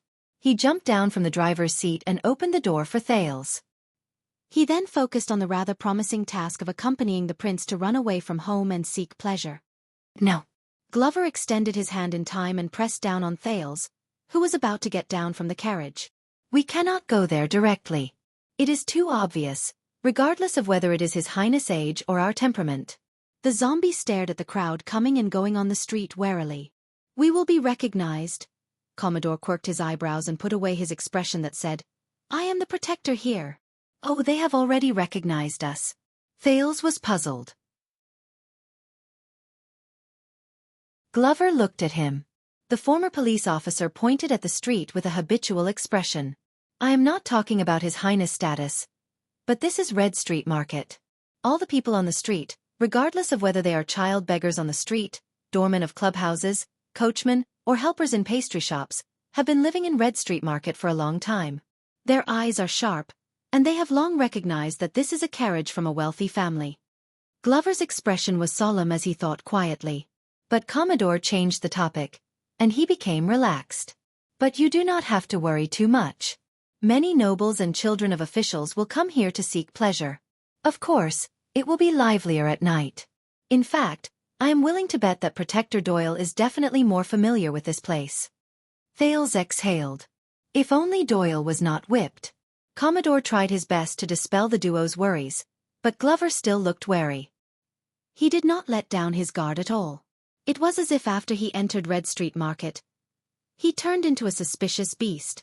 Thales looked at their expressions, quirked an eyebrow, and nodded. All right, but we might as well keep a low profile. The prince stuck his head out of the carriage and pointed at the One Night's Romance, which was located diagonally across the street. When we go in, can we not cross the main road and not go through the main entrance? For example. Thales looked at the street, which was bustling with activity and filled with customers. Go through the back door? Commodore scratched his chin. Theoretically, we can go around to Lower City District and enter Red Street Market from another direction. Then we can go through the back door. This way, we can avoid the crowd, but I strongly suggest that we do not do this. Lower City District. Thales frowned, while Glover's face was filled with suspicion. Even though the security of Western District and Lower City District is under the responsibility of the Western District Police Station, forgive me for being straightforward, but their jurisdiction and authority only goes as far as Red Street Market. Among the 5 police stations in Eternal Star City, Western District has always been the worst. There are scum everywhere, and they collude with each other. Every year, a few corrupt police officers and patrol members will be caught. Commodore put on a disgusted and disdainful expression. Especially Lower City District. I am not doubting our ability to protect His Highness, but that place is not safe, and it is easy to cause trouble. At this moment, Glover suddenly raised his head. His eyes shone brilliantly, and he stared outside the carriage. Be on guard. The zombie's entire body tensed up, as if he was facing a great enemy. It shocked Thales and Commodore. What's wrong? Both of them followed Glover's gaze and looked at the clubhouse across the street. One Night's Romance. It was only then that Thales realized that at some point of time, there were quite a number of people around One Night's Romance. Most of them were dressed simply, and their gazes were cold. They were pacing back and forth as they sized up their surroundings. Something is not right. Commodore also noticed that something was not right. He instinctively closed the carriage door from the outside, leaving only the window open. These people are not customers. Thales slowly gathered at the center of his brows. They are thugs. Glover's expression was dark, and he stated the truth in a concise and clear manner. They are people who specialize in violence in the gangs. Before Commodore could be surprised by his colleague's judgment, he heard the prince add in an equally serious tone, "They are Black Street Brotherhood." They are their thugs.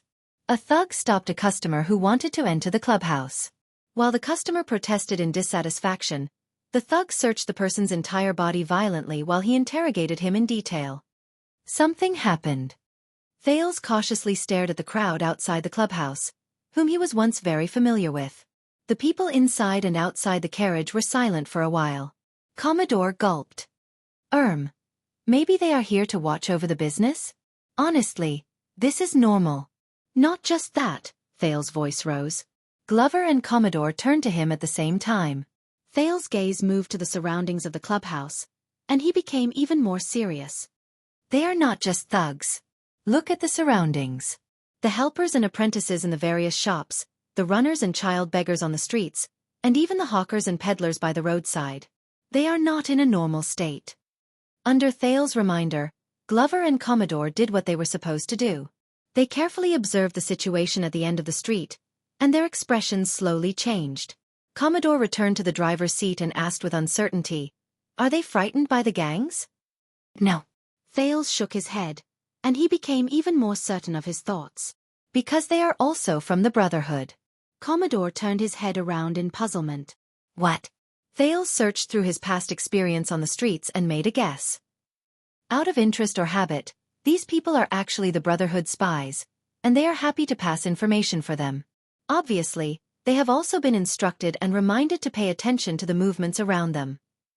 Commodore said solemnly, Were they deliberately trained by the Brotherhood to be like this?" "No." Thales shook his head. "Because this is their original appearance. The Black Street Brotherhood was not born in the void. Instead, it originated from desperate people who had nowhere else to go. From the very first day, they were deeply rooted in the communities of the people at the bottom of society." Under Commodore and Glover's puzzled gazes, Thales said airily, "In the worst places, if you are in a difficult situation, Unable to continue living, miserable, and struggling to survive, the Brotherhood is one of the ways out for you. There is no need for disguise or cover-up. Everyone lives their own lives. When there is a need, you will consciously and tacitly inform the members with a black ribbon tied around their arms and provide them with convenience. When he thought of the past, Thales became slightly absent-minded. Glover and Commodore exchanged a surprised glance. They were rather surprised by the prince's knowledge. Jean, you said that one night of amorous encounters was established after the gangs fought against each other? Thales asked cautiously. Yes. 6 years ago, the scumbags from the Brotherhood and Blood Bottle Gang fought each other. They brought disaster to Red Street Market, causing the important people to not be able to visit the brothel.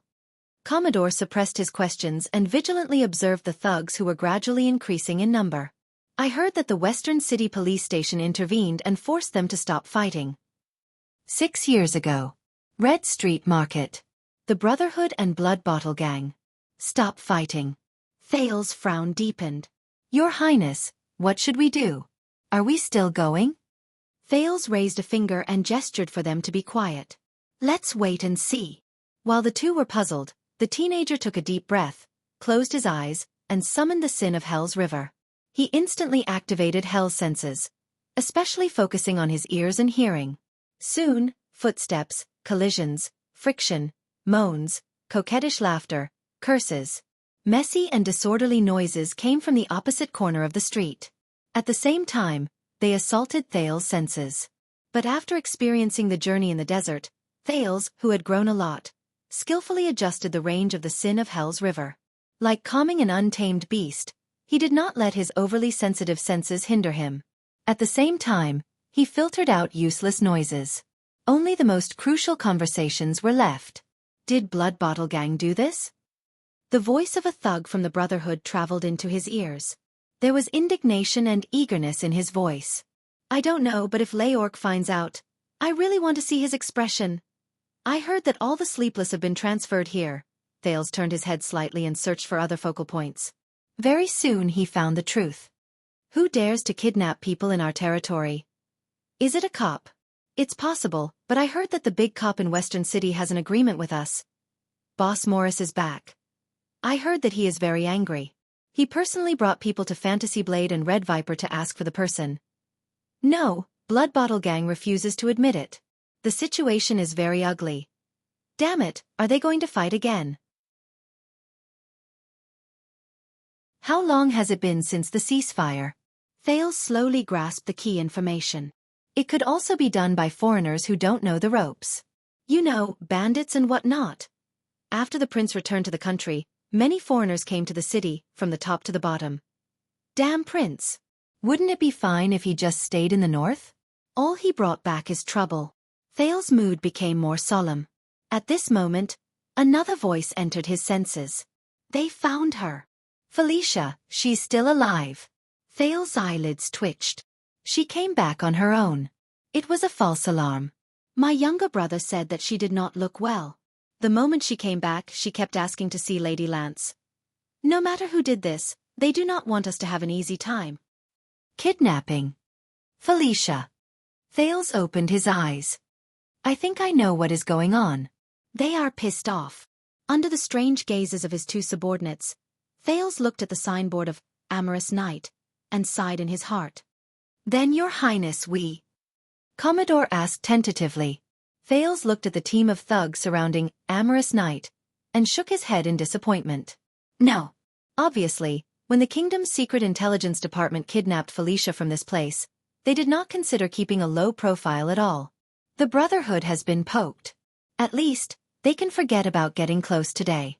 At least, they can't get close in a low profile. In his disappointment, Thales leaned against the carriage. More conversations traveled into his ears. I am Redmore. Boss Morris has ordered us, sleepless ones, to guard the territory of Red Street Market for the next few days.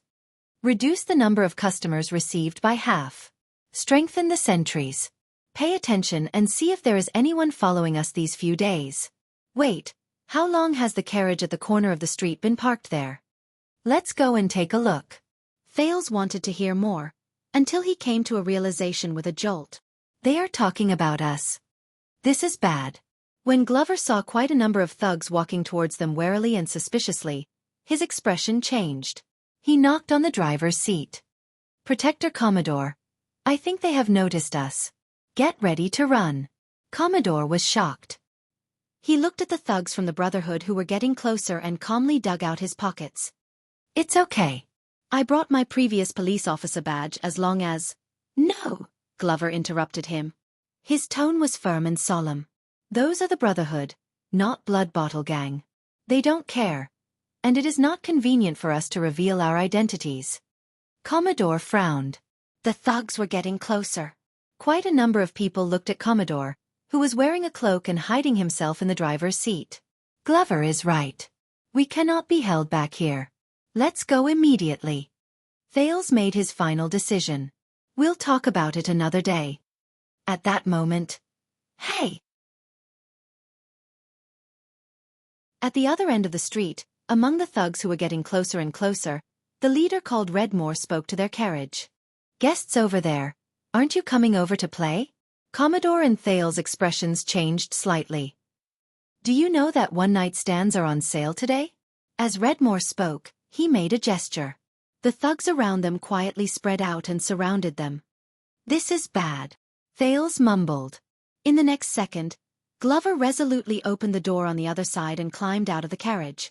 He moved to the driver's seat without touching the ground and squeezed Commodore to the side. Let me do it. Commodore was still hesitating. But Glover pulled the reins without warning and shouted angrily, Sit tight. As the horses neighed, the carriage instantly started moving. Asterisk thud, thud, thud. Asterisk Thales did not have time to react. He staggered and crashed against the wall behind him. He quickly extended his hands to support himself. Hey! The thug's pursuit and Redmore's exasperated shouts came from outside the carriage. Stop! Damn! I knew there was something wrong with it. Glover, who was driving the carriage, had a cold expression on his face. He hurriedly urged the horse, and the carriage sped out of the street and continued to accelerate. Vanguard Glover. Ouch, my nose. Slow down. His Highness is still in the carriage. Commodore's pained cry came from the driver's seat. It was obvious that he had hit his nose while he was speeding. The wheels rolled on the stone road and jolted back and forth. Thales trembled in the carriage and felt as if his soul was about to ascend to heaven. The scenery outside the window quickly receded, and the shocked faces of the passers-by were reflected like a trotting horse lantern. It was in the afternoon, and there were not many people on Red Street Market. However, their horse carriage was rampaging without any restraint, causing the passers-by to scream and retreat. Along the way, they even knocked over a hawker's stall, causing a wave of curses. Stop it! Stop it! The Brotherhood will reward you handsomely. The voices of Redmore and a group of thugs came from behind, sounding more and more urgent. Pah! Get lost! Glover shouted and whipped out his horsewhip to chase the passers-by away. What's the point of getting a bounty if you're dead? Asterisk clatter, clatter, clatter. Asterisk the carriage sped up, and they did not care about where they were going. No, no, no, watch the road! Commodore screamed in shock. The carriage could not avoid it and broke a clothes drying pole. A few pieces of clothing flew into the carriage window. The unlucky Thales tried his best to maintain his balance. He could not dodge in time, and his face was covered by a woman's bra. Damn it! The prince pulled the bra off his face in exasperation. Oh my God, this is the fastest and worst horse carriage I've ever sat in. The horse carriage sped forward, and the pursuers did not stop. The road in Red Street Market was a mess. Take a shortcut and stop them. Son of AB****. Redmore shouted angrily and gave his orders. A group of people from the pursuing team immediately separated and disappeared into the alley. Damn it, they are the local tyrants. They know the way. Commodore, who finally managed to stabilize himself in the driver's seat, said anxiously, Have you thought about where to go? Go back the same way we came? Glover's expression was calm, and he pretended that he did not hear anything. He only focused on urging the horse and drove the carriage faster. However, in the next second, the zombie's arm tightened its muscles and pulled back its arm fiercely. Asterisk thump. Asterisk amid the sorrowful cries of the horses and the sound of hooves being pulled back, The entire carriage came to an abrupt stop and turned around. One of the wheels was thrown into the air, and the carriage flew into the air. At that moment, it was as if time had slowed down. Thale's eyes slowly widened. In the carriage, his body also rose into the air. The scenery outside the carriage window moved up and revealed a lady who was drying her underwear on a balcony on the second floor.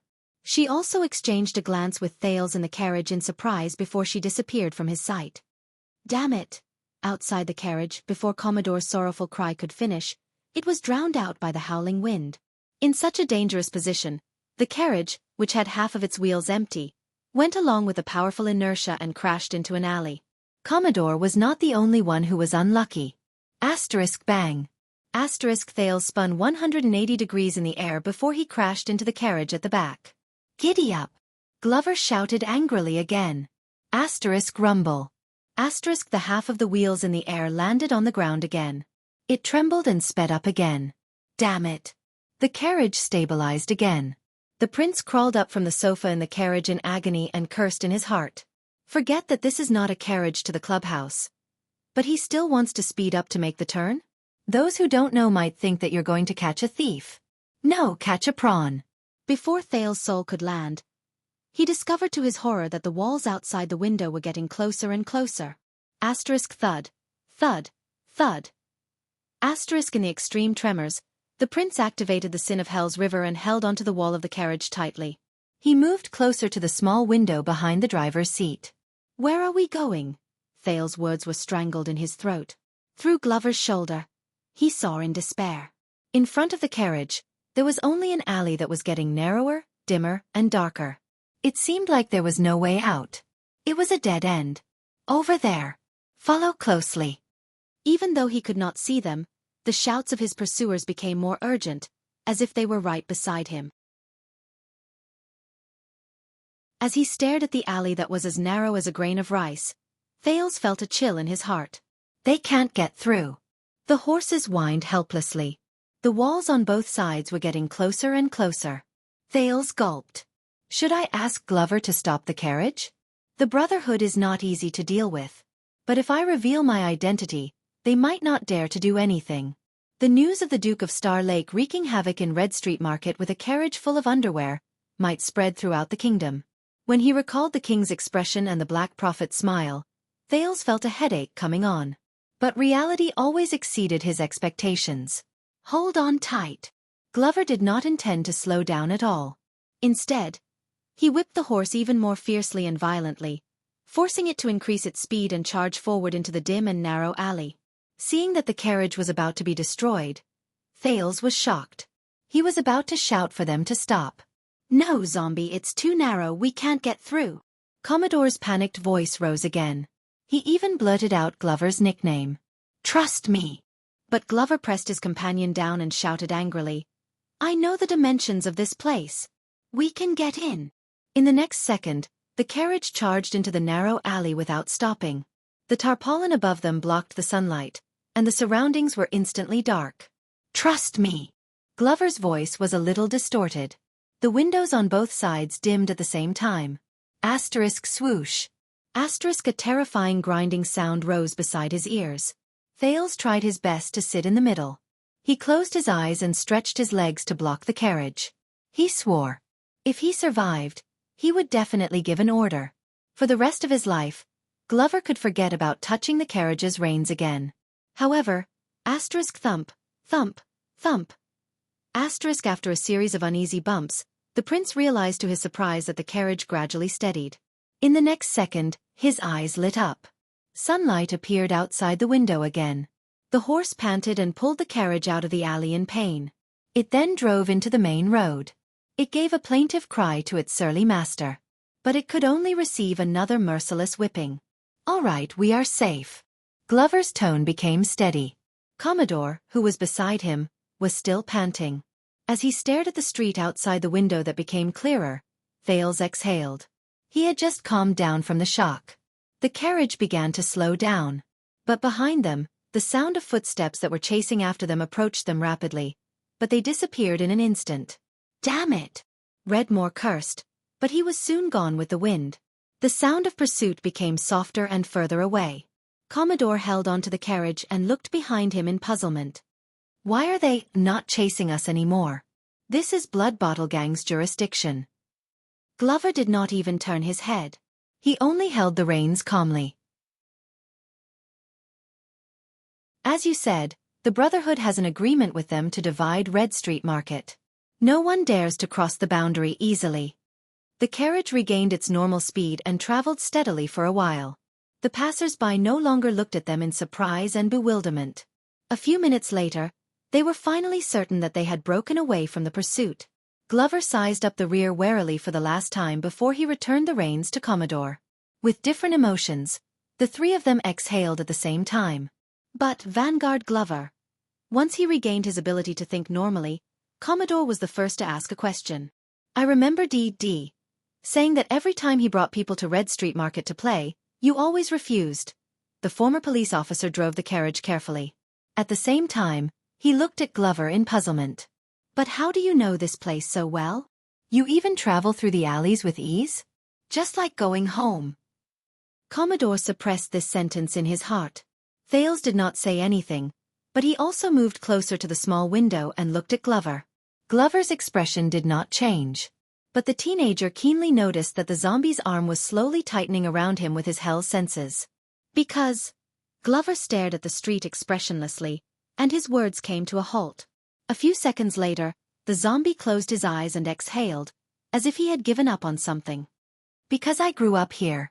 At that moment, Thales and Commodore were both stunned. It's here. Glover opened his eyes when he faced their puzzled gazes. His tone was dejected, and his expression was solemn. Red Street Market. At that second, Glover stared at the main road of Red Street Market quietly. His gaze was subtle, and the meaning behind it was difficult for others to understand. The sound of horse hooves continued, and the wheels of the carriage did not stop. Thales and Commodore spent a few seconds before they recovered from this news. They didn't tell me. Commodore coughed.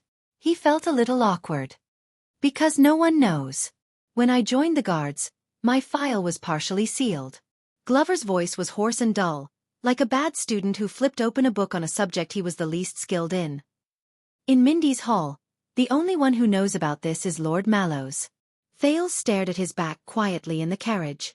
Amid the noisy voices of the people and the monotonous sounds of the carriage, Commodore, who had accidentally learned of his colleague's secret, nodded in embarrassment. Really? That's why I said. Yes. Glover spoke slowly. He admitted to it while he was filled with complicated emotions. A long, long time ago, I once lived here, on the streets of Red Street Market. I was a member of Blood Bottle Gang. He exuded a rotten and dark presence as he said hoarsely, Child beggar. At that moment Thales shuddered. Child beggar. Glover. Child beggar. In the carriage, the prince was in a daze and did not speak. Child beggar. Commodore was shocked and bewildered. His gaze moved back and forth between the surrounding streets and Glover, who was covered in darkness. But, Your Excellency, are you not a member of the 7 Jade Star attendants, the Wind Knight Glover family? Thales coughed loudly and interrupted Commodore's words. The two people outside the carriage turned their heads at the same time. I think we have alerted some people. Thales resisted the urge to look at Glover with a gaze other than when he looked at his subordinates.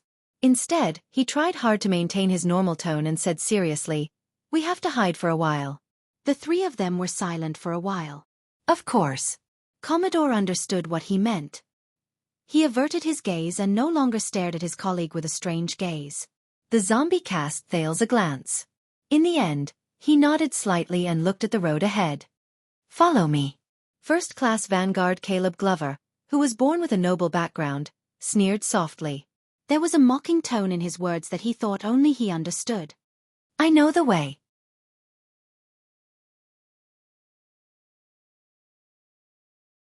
Chapter 595. I can't figure it out either. Let's go to the usual place to read it. This can also be considered as a great promotion for free reading. Kingdom Bloodline, Chapter 87, I Know the Road, currently typing. Please wait a moment. After the content has been updated, please refresh the page to receive the latest update.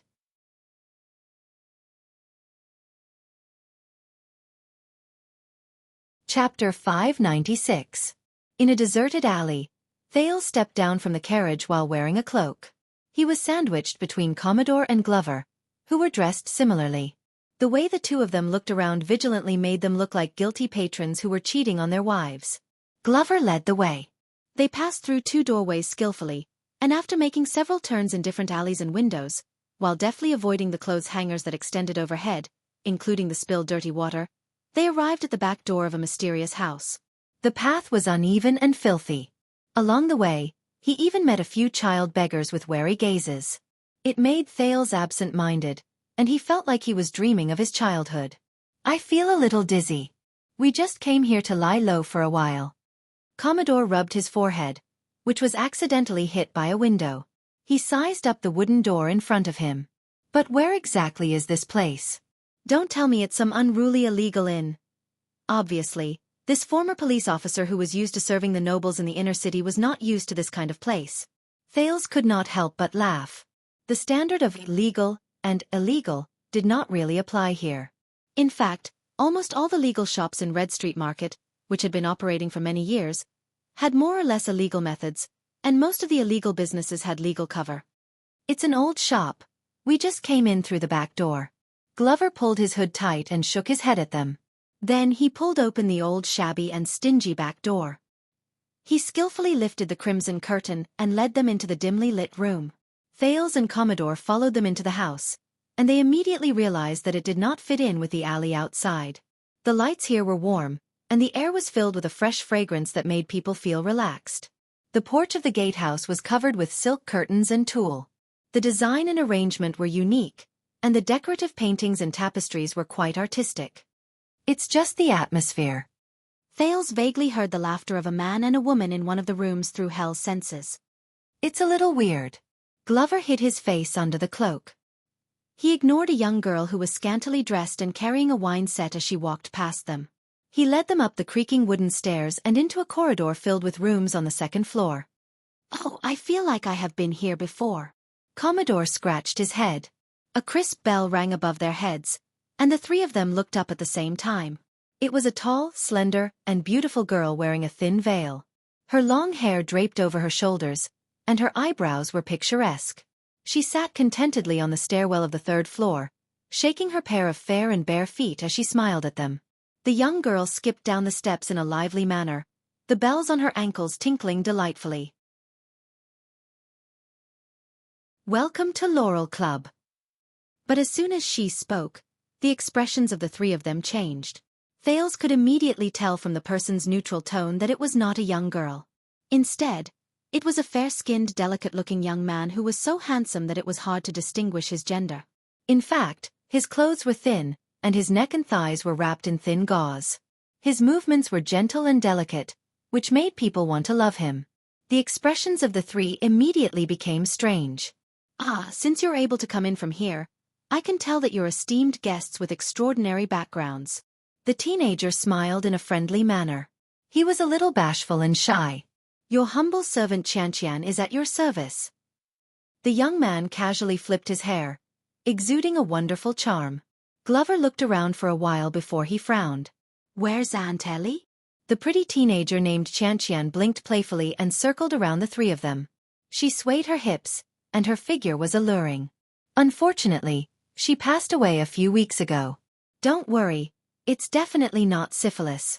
We are a legitimate club, and we have strict and regular medical checks. Glover's expression became gloomy. Commodore cast a glance at the prince and his colleagues. He knew that he had to be the one to negotiate with them, so he coughed and moved forward. We want to keep a low profile. He habitually took out a few copper coins and stuffed them into Qianqian's hands. Qianqian beamed. He flipped his palm, and the copper coins instantly disappeared without a trace. Understood. My three bosses, you went through the back door, so there won't be any problems. Thales noticed that there was a strange sense of exquisiteness in his voice. Not only was there no deliberate fake voice, it sounded natural and at ease. In addition, the teenager's every movement was charming, and in an instant, his gender was somewhat blurred. So, how many of you are there? What services do you want? Qianqian stopped circling them. He curled his fingers and started to play with a corner of the thin veil. His gaze landed on Thales, who appeared to be the most low-profile and delicate among them. We are a famous and time-honored club. We have role-playing, plot reenactments, bondage abuse, group sports, we have everything. By the way, the northern style is very popular in the capital recently. We happen to have a new girl or boy. Commodore gulped and looked at Thales with a troubled expression. Actually, we just need a place to rest. Glover pushed Commodore away. His face was expressionless, and his tone was cold. We want Lillian's services. The zombie moved his feet and blocked Thales. 3 of you? You want Sister Lillian? The delicate and gentle teenager furrowed his eyebrows slightly. While he pondered, he poked his cheeks. There was a different kind of cuteness to him. He stood on tiptoe and looked at the short and sturdy Commodore and Thales, who had his head lowered. When Glover saw this, he blocked the prince again. He tugged at the scarf around his neck. Perhaps you need a few more young ladies or young men. When he said this, Qianqian blushed slightly and blinked shyly. You know I can also. No. Glover stiffly interrupted Qianqian, who was intentionally or unintentionally revealing his fair neck. As long as it's Lillian. When she saw that the other party was not interested in her, Qianqian looked disappointed. Hey, Lady Lillian is our top hostess. A thought appeared in his head. He twisted his body and squeezed in front of Thales. We are very busy right now. Why don't I introduce Olivia and Cosette to you? But Glover pressed down on Qianqian's shoulder as she moved closer to Thales. Qianqian let out a soft ah. He pressed against Glover's iron wrist, and his gaze was resentful. The zombie's expression froze. He subconsciously let go of Qianqian and said coldly, I may not have been here for a long time, but I know the rules. Bring us to Lillian, or just call Grandmother Laurel. Let's see what she has to say. Qianqian looked aggrieved. All right. Lillian it is. She's so fierce. She keeps mentioning Grandmother Laurel. How should I address her? It's none of your business. Glover was about to refuse, but Thales nudged his waist gently. Thales coughed under his cloak and walked in front of Glover. Raphael. His name is Raphael Lindbergh. Commodore and Glover looked at each other. Qianqian quirked an eyebrow.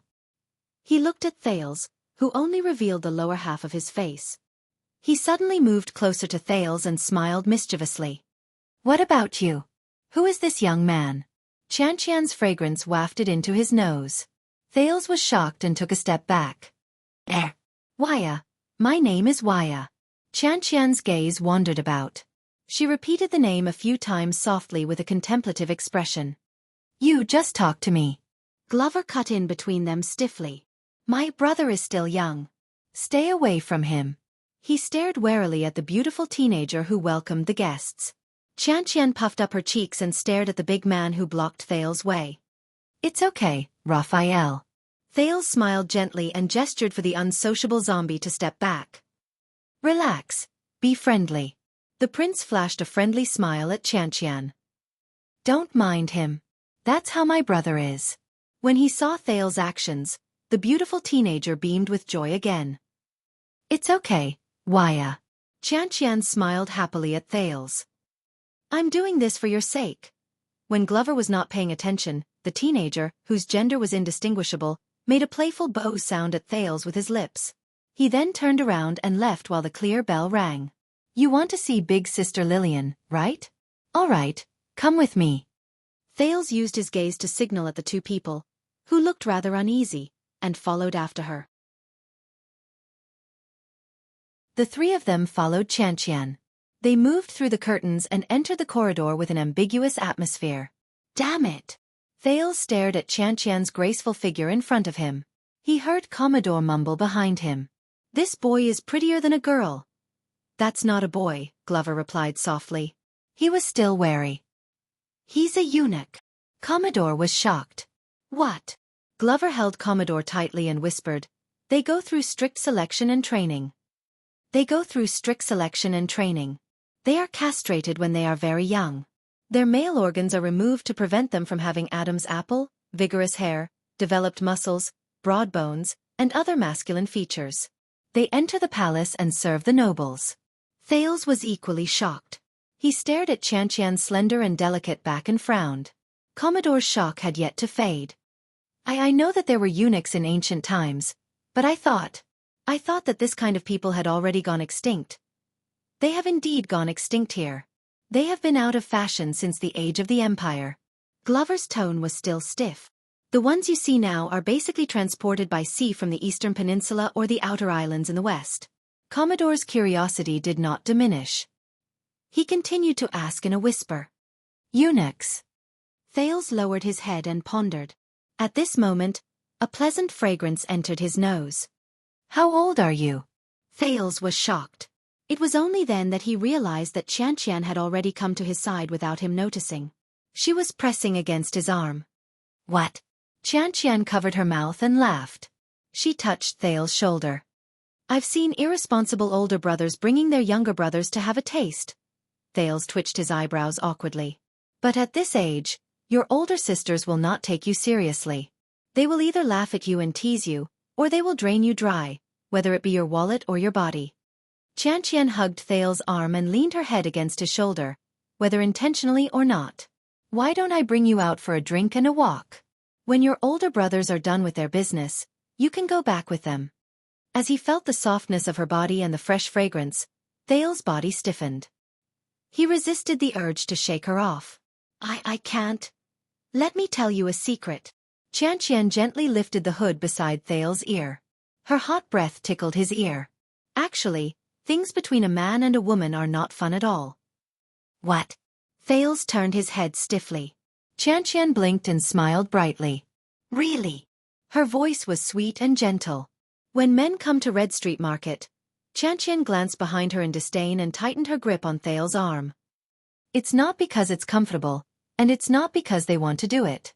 Qianqian snorted softly and pouted. They come here to do it because they can't find anyone else to do it. Or they want to prove something by doing it. They want to create an atmosphere or achieve something. Just like your brother brought you here. Thales blinked. So? Qianqian stared into his eyes in a serious manner. That's not fun. What's more, you have to be with two other men. Even if they are your older brothers. Thales' expression became more and more awkward. Looking at the other party's embarrassed look, the beautiful teenager burst into laughter. How do you know about things between a man and a woman? Thales tried hard to think of a way to escape and retorted casually. You're not. Qianqian's face turned pale. She lowered her head and bit her lip. Thales felt the hand that was holding him tremble. Looking at Qianqian's disappointed expression, the prince reacted. Sorry, I mean no harm. But Qianqian suddenly raised her head and broke into a smile. I know you didn't do it on purpose. The gentle and beautiful teenager revealed a cunning look. You're different from them. Qianqian paused for a second and smugly whispered in his ear. You're still a virgin. Thales was instantly petrified. Qianqian tugged at his arm and continued to move forward.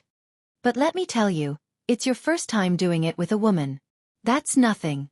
The teenager stuck close to Thales, and the fragrance of his body filled Thales' nose. It's your first time doing it with a man, or even someone who isn't a man and a woman. That's what I call interesting. Thales widened his eyes and was momentarily at a loss. Seeing his reaction, Qianqian giggled even more. The teenager, who was prettier than a girl, held Thales' palm and rhythmically tickled the back of the prince's hand. You know, if it were me, I could show you a lot of interesting tricks and ways to play. My body can do a lot of things that you can't imagine. The kind that even big sisters can't do. Believe me, you'll be so happy that you won't be able to find your bearings. Qianqian winked at him in a profound manner. Her voice was filled with charm. Thales stared at him in a daze, and his face heated up a little. Hey! I told you! Glover's angry shout rose from behind him.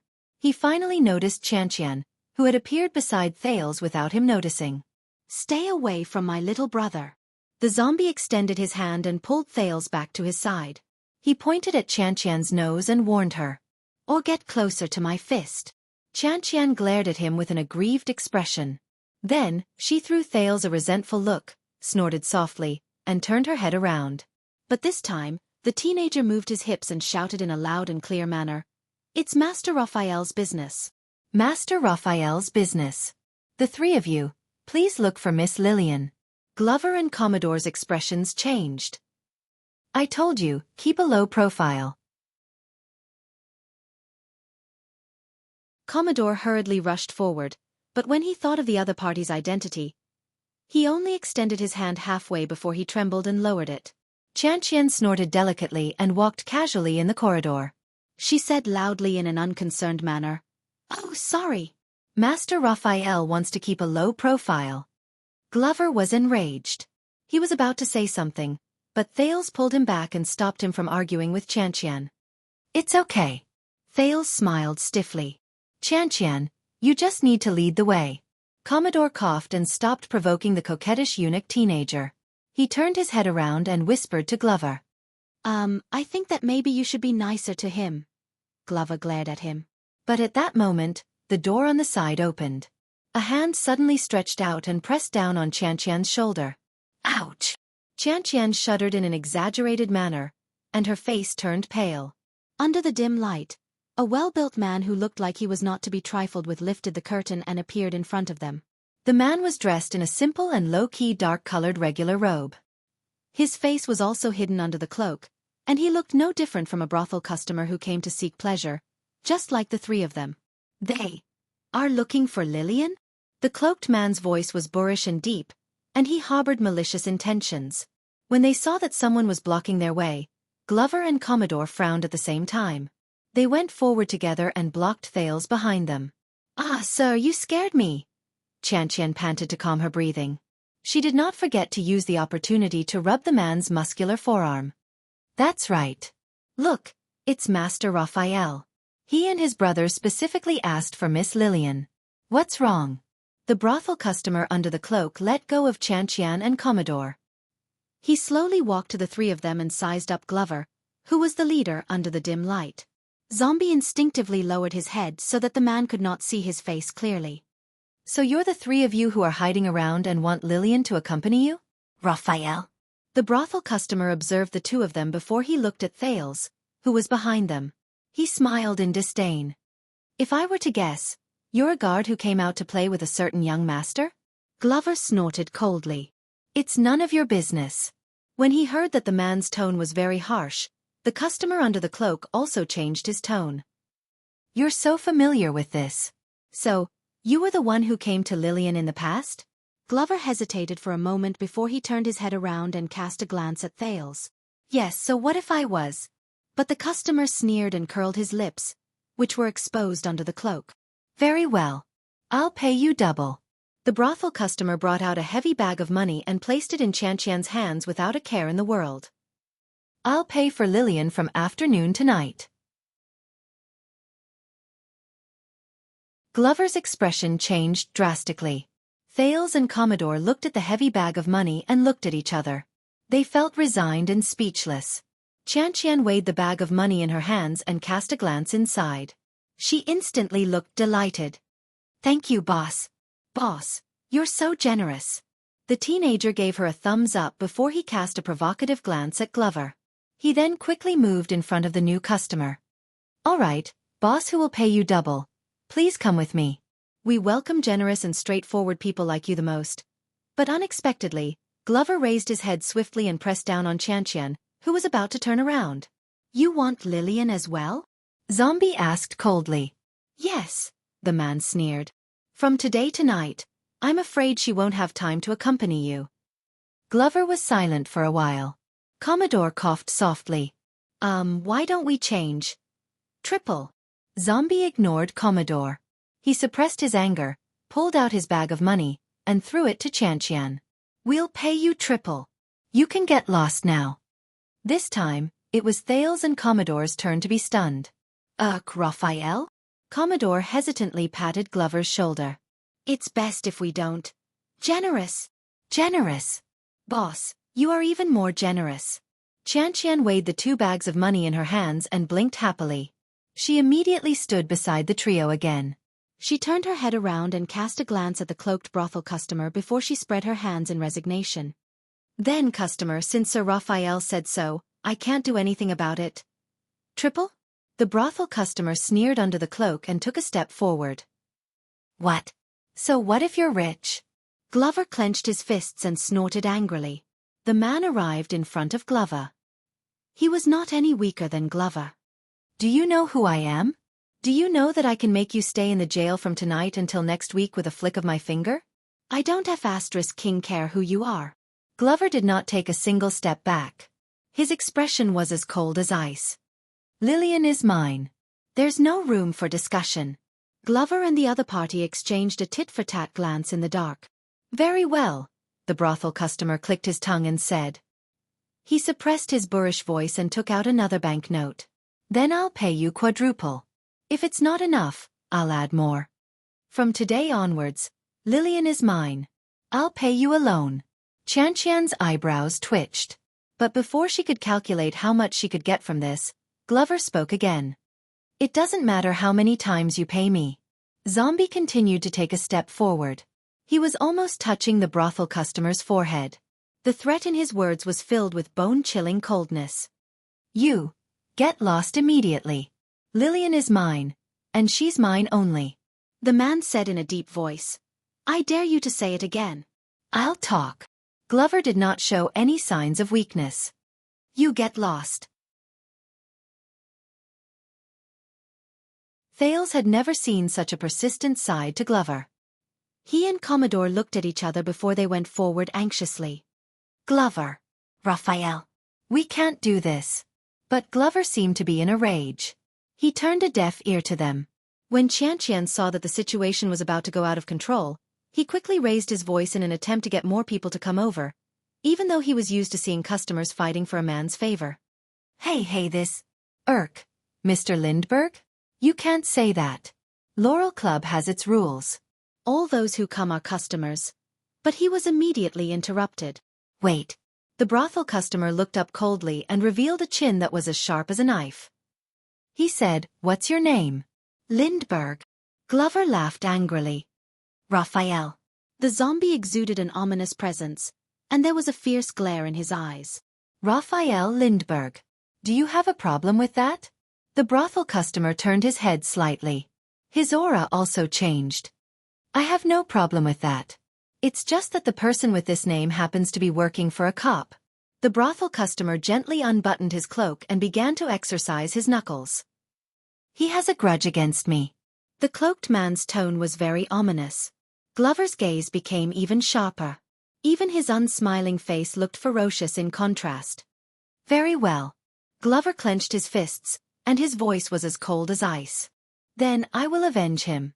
When she saw that both of them had begun to exercise their limbs, Qianqian cleverly took a step back. As Qianqian shouted, the doors in the corridor opened one after another. Curious heads popped out from the gaps between the doors.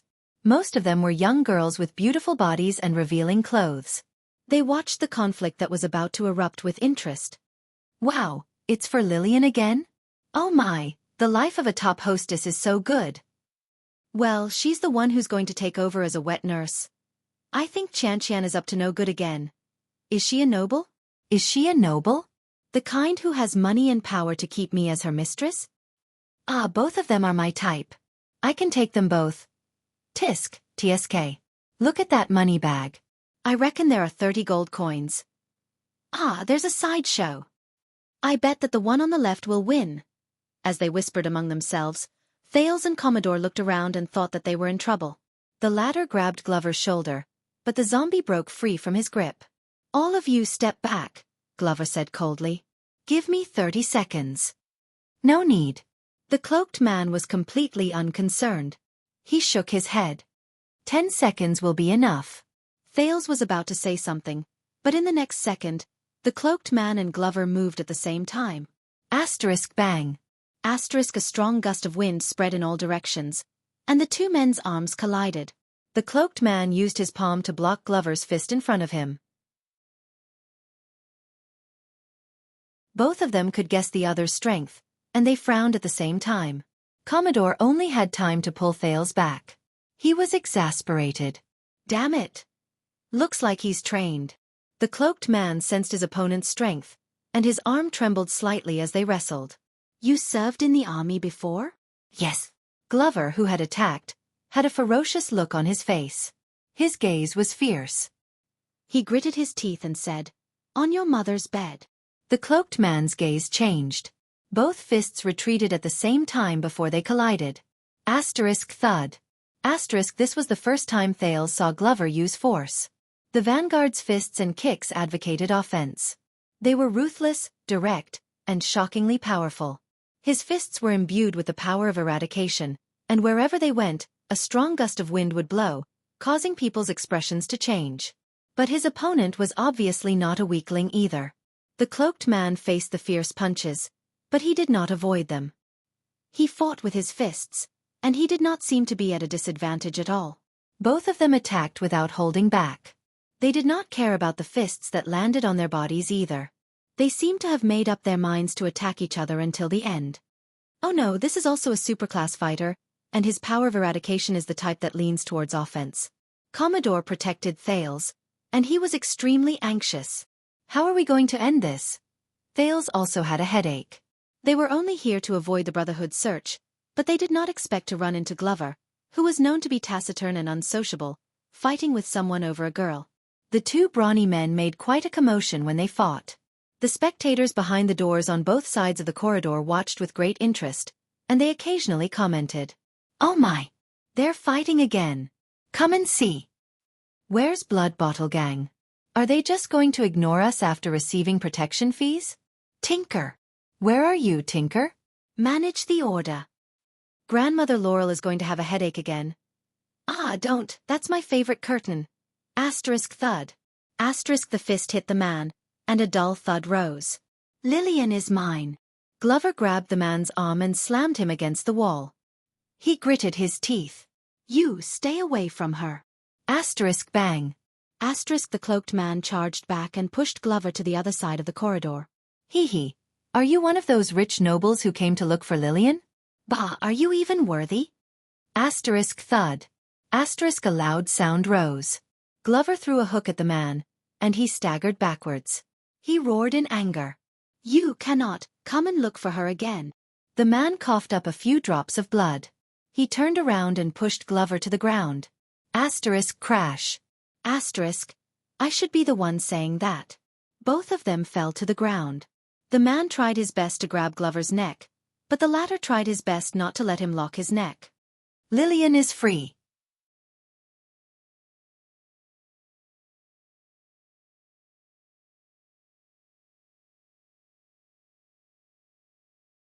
Chapter 597. When they saw that it was a third person who was fighting, the two people who were fighting came back to their senses and were stunned. F***CK. Didn't I tell you to step back? This was the exasperated Glover. You don't look like much. This was the cloaked patron who was gloating. Their gazes met again, and anger rose in their hearts. Without waiting for Thales to speak, Glover pounced on him again. F***CKU. The cloaked patron did not want to be outdone. He returned the favor with a punch. F***CKU too. With a thud, the two men's figures collided again. They separated and reunited, and they fought to their heart's content. Listen up, if you dare to touch Lillian with your filthy hands. Hiss. Does it hurt? Hee hee, if you harass her again, this is... Ugh. I have never lost a fight since I was young. Urk. I have never fought before, because no one dares to fight me. Ouch. I have killed more people than the girls you have slept with. Wah. The girls I have slept with are... F***CK. No. Ouch. Thales looked at Commodore, who was unconscious on the ground, and the two people who were happily fighting with each other. He rubbed his face, feeling a headache coming on. He did not know what to do. Even louder discussions came from the cracks in the doors on both sides of the corridor. At this moment, a loud and stern female voice came from afar. Enough. This is Laurel Club. For some reason, when they heard this voice, the two people who were wrestling on the ground shuddered at the same time. Thales turned his head around. A beautiful woman came with a lamp. She had a nice figure, and her eyes were gentle. Behind her was a listless and sickly man, and the obedient and innocent Sissy.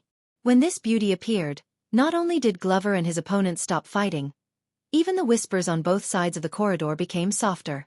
The beauty's steps were light, and her waist was slender. At that moment, her face was as cold as ice.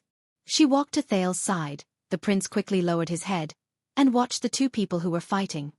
You get up. The beauty spoke harshly and glared at the man under the cloak.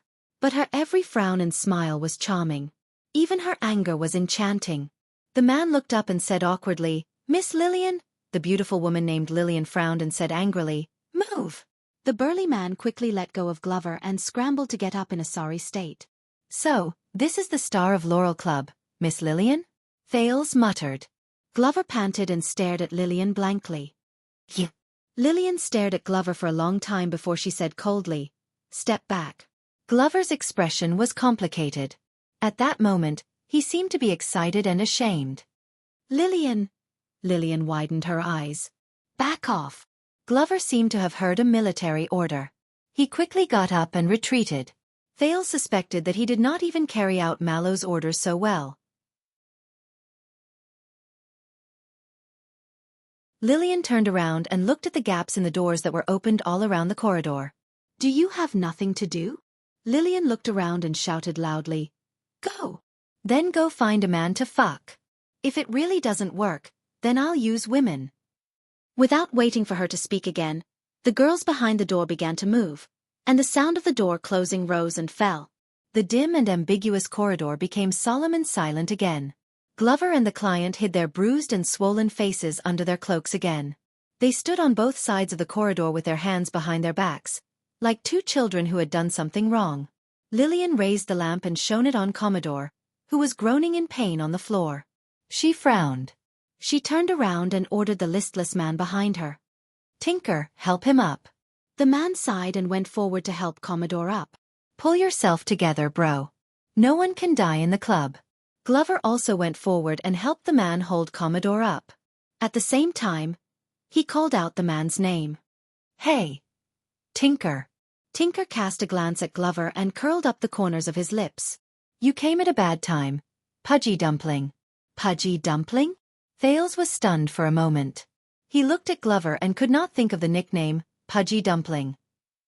Tinker sighed and said, "Mother Laurel is sick from anger." "Mother Laurel is sick from anger.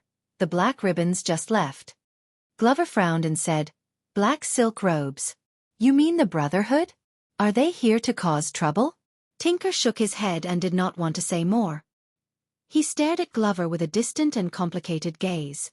After she dealt with a few people, Lillian turned around and looked at the third person who stood with her head lowered. "Qianqian. Was it fun?" the beautiful woman asked coldly. "Ha!" Qianqian raised her head. She looked surprised and innocent. I was just trying my best to attract customers. You know, the sales. What the hell are you talking about?" Lillian's emotions flared up. She shouted angrily, "I shouldn't have asked a spineless person like you to welcome customers." Qianqian trembled violently. She looked like she was about to cry. "Sister Lillian, I. When Lillian saw Qianqian's pitiful look, her heart softened. She sighed and waved her hand. "Forget it. Hurry up and do what you need to do." Qianqian instantly smiled through her tears. Hee, sister." Lillian frowned.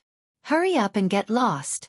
If you continue to hide, the wet nurse will sell you to the desert sooner or later.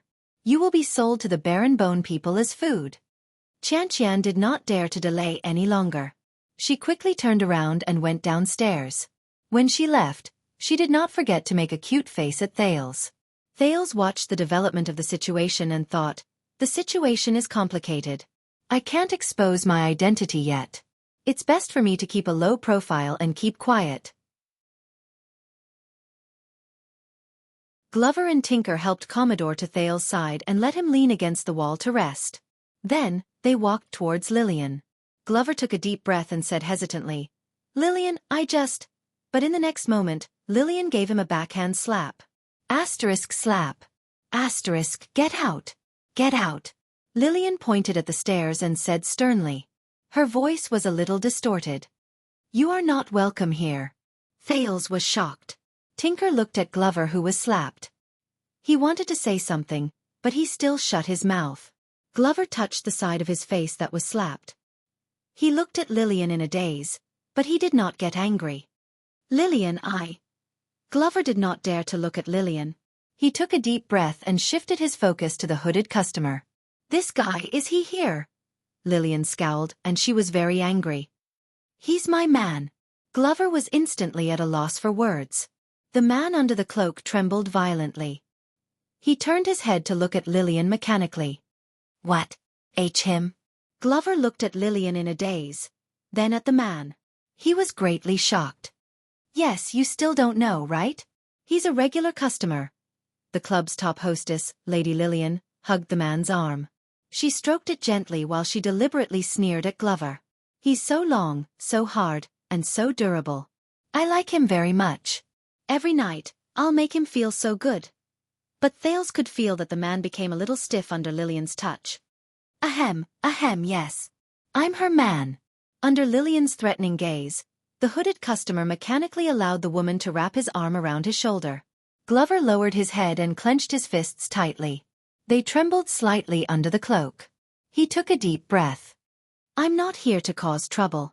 Tinker sighed by the side. Humph. You better be. You've already caused enough trouble. Glover's body stiffened.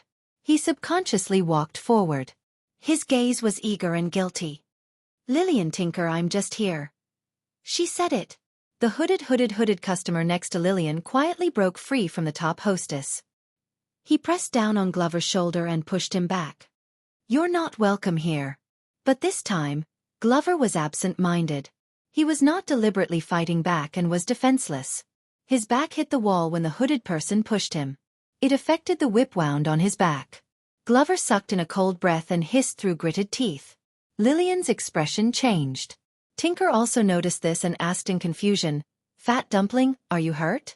Glover took a deep breath and shook his head. The hooded customer rubbed his fists proudly. Humph, you overestimate yourself. Next time, you better find a suitable pseudonym. But before he finished speaking, Lillian turned around angrily and slapped him with the back of her hand. Slap. The hooded customer was stunned and touched his face innocently. Ha! Thales furrowed his eyebrows. Why did you hit him so hard? Lillian pointed at the panting Glover and glared at the hooded man angrily. You. The hooded man looked at Glover. He was instantly aggrieved and confused. It's not him. Glover panted and said while enduring the pain. It's this morning. This morning, I was whipped by my boss. Lillian understood. The lady looked at Glover with a complicated expression. After a while she said fiercely, Serves you right. She turned around and pushed open a door. She walked in. All of you come in. Tinker, get the first aid kit. The listless man frowned and said, But Lillian urged. Hurry up. Glover shook his head. I've already bandaged him. Lillian turned around and glared at him. Shut up. Hurry up and come in. Glover immediately stopped talking. Thales hid at the side. It was hard to imagine that a man like Glover would have such a gentle side. And the one who fell. Help him in. Thales quickly caught up to them. Together with Glover, they helped Commodore into the room and let him lie down to rest. Lillian pulled out a chair and pushed Glover down without any explanation. She skillfully pulled open his clothes and revealed the bandages on his upper body. They were stained with blood. When Lillian saw this, she snorted angrily. You only know how to cause trouble. Glover lowered his head in shame and did not answer. He was like an obedient kitten. Even though she scolded him harshly, Lillian's hands did not stop. She removed Glover's bandages and skillfully applied medicine on him. Damn it. The hooded client entered the room as well. He rubbed his red and swollen chin while he looked at the blood on Glover's body. He said in surprise, Did you fight with me while you were injured? That's not important. When Glover saw that it was the hooded client, he snorted angrily and refused to show weakness. Even if my head is chopped off, I can still beat you up. The hooded client snorted softly. I'd like to see how stubborn you can be until... Are you done with your nonsense? Both of them shut up at the same time. As for you... Lillian turned around and glanced at the hooded client. What are you still doing here? Do you really want to do business with me? Glover raised his head warily. The customer under the cloak shuddered. No. He shook his head and chuckled. All right, I'll leave now. The hooded client tiptoed out of the room and closed the door behind him. How unlucky. He shook his head and thought. He inadvertently touched the bruise on his face, and he grimaced in pain. At this moment, Hey, wait.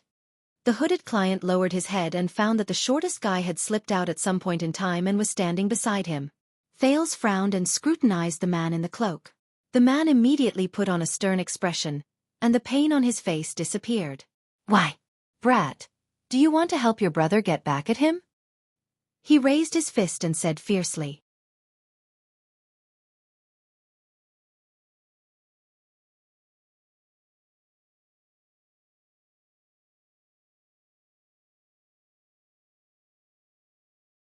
But when he saw the two of them standing face to face and looking at each other lovingly, he immediately choked again.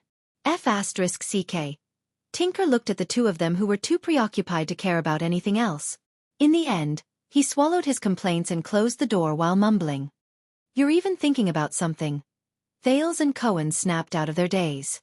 They looked away and coughed at the same time. But right after they coughed, the two of them looked up at the same time and explained. You know, the police station occasionally needs to collect information. The prince also needs to inspect the people occasionally. The two of them spoke their own words.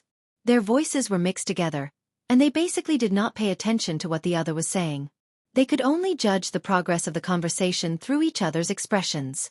But fortunately, they were particularly in sync in this aspect and stopped at the same point. Then our meeting this time, Cohen said tentatively. Thales heard him and understood. There's no need to spread it? The air was quiet for a while. A second later, they looked at each other and nodded with a straight face. The two of them held each other's hands and reached a rare consensus. Bang! This time, the door was violently and mercilessly pushed open. I say, it's not like there aren't any vacant rooms. Tinker's head appeared at the door again. Can you not stand here all the time? This time, he clenched his fists anxiously and felt inexplicably indignant. I really need to pee.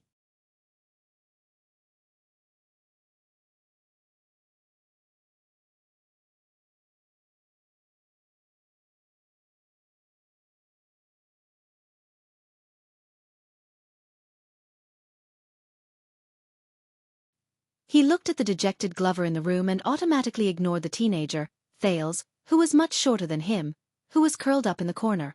Tinker sat down in front of Glover and sighed. You have to understand her. Pudgy dumpling. When he heard this title, Glover shuddered a little. I understand. The zombie slowly came back to his senses. He looked at the man in front of him with gratitude and a sense of closeness.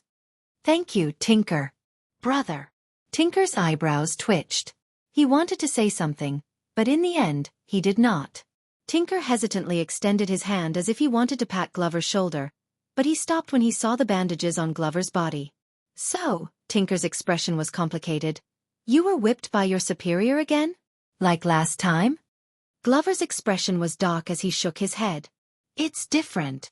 Tinker snorted softly. Will I be as unlucky as last time? You know, you were locked up, and for a few months. No. Glover shook his head and denied it. He subconsciously looked at the corner. I changed my superior. He has a good temper. Thales quickly lowered his head and gave an, I don't know you attitude. That's good. Perhaps because he was not in the context, Tinker did not notice these small interactions. Instead, he sighed with emotion. Lillian almost went crazy during those days. When he heard this name, Glover was touched, and he shuddered again. The two men sat opposite each other in silence. I don't understand. A few seconds later, Glover, who seemed to have regained some of his composure, remembered something, and became indignant. That cop outside. Glover stopped talking and glanced at Thales. He changed to a formal title. I mean police officer. Tinker shook his head nonchalantly. Aha. Glover retracted his doubtful gaze. He's not Lillian's man? No. Tinker chuckled and shook his head. Lillian said that he's a good man. Too good. So good that he can't be her man. Glover was silent for a while in the face of these profound words. Not her man. That means, you're just working with a cop? Tinker sneered. Working together? That stupid cop?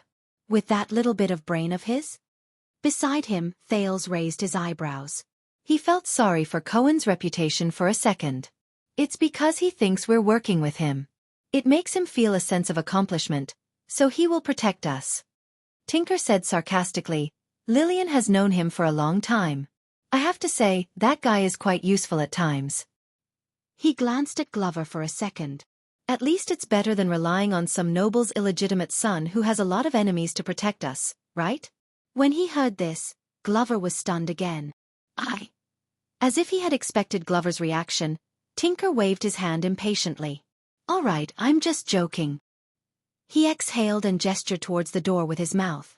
That greenhorn, Ka something Yang, came here a few years ago.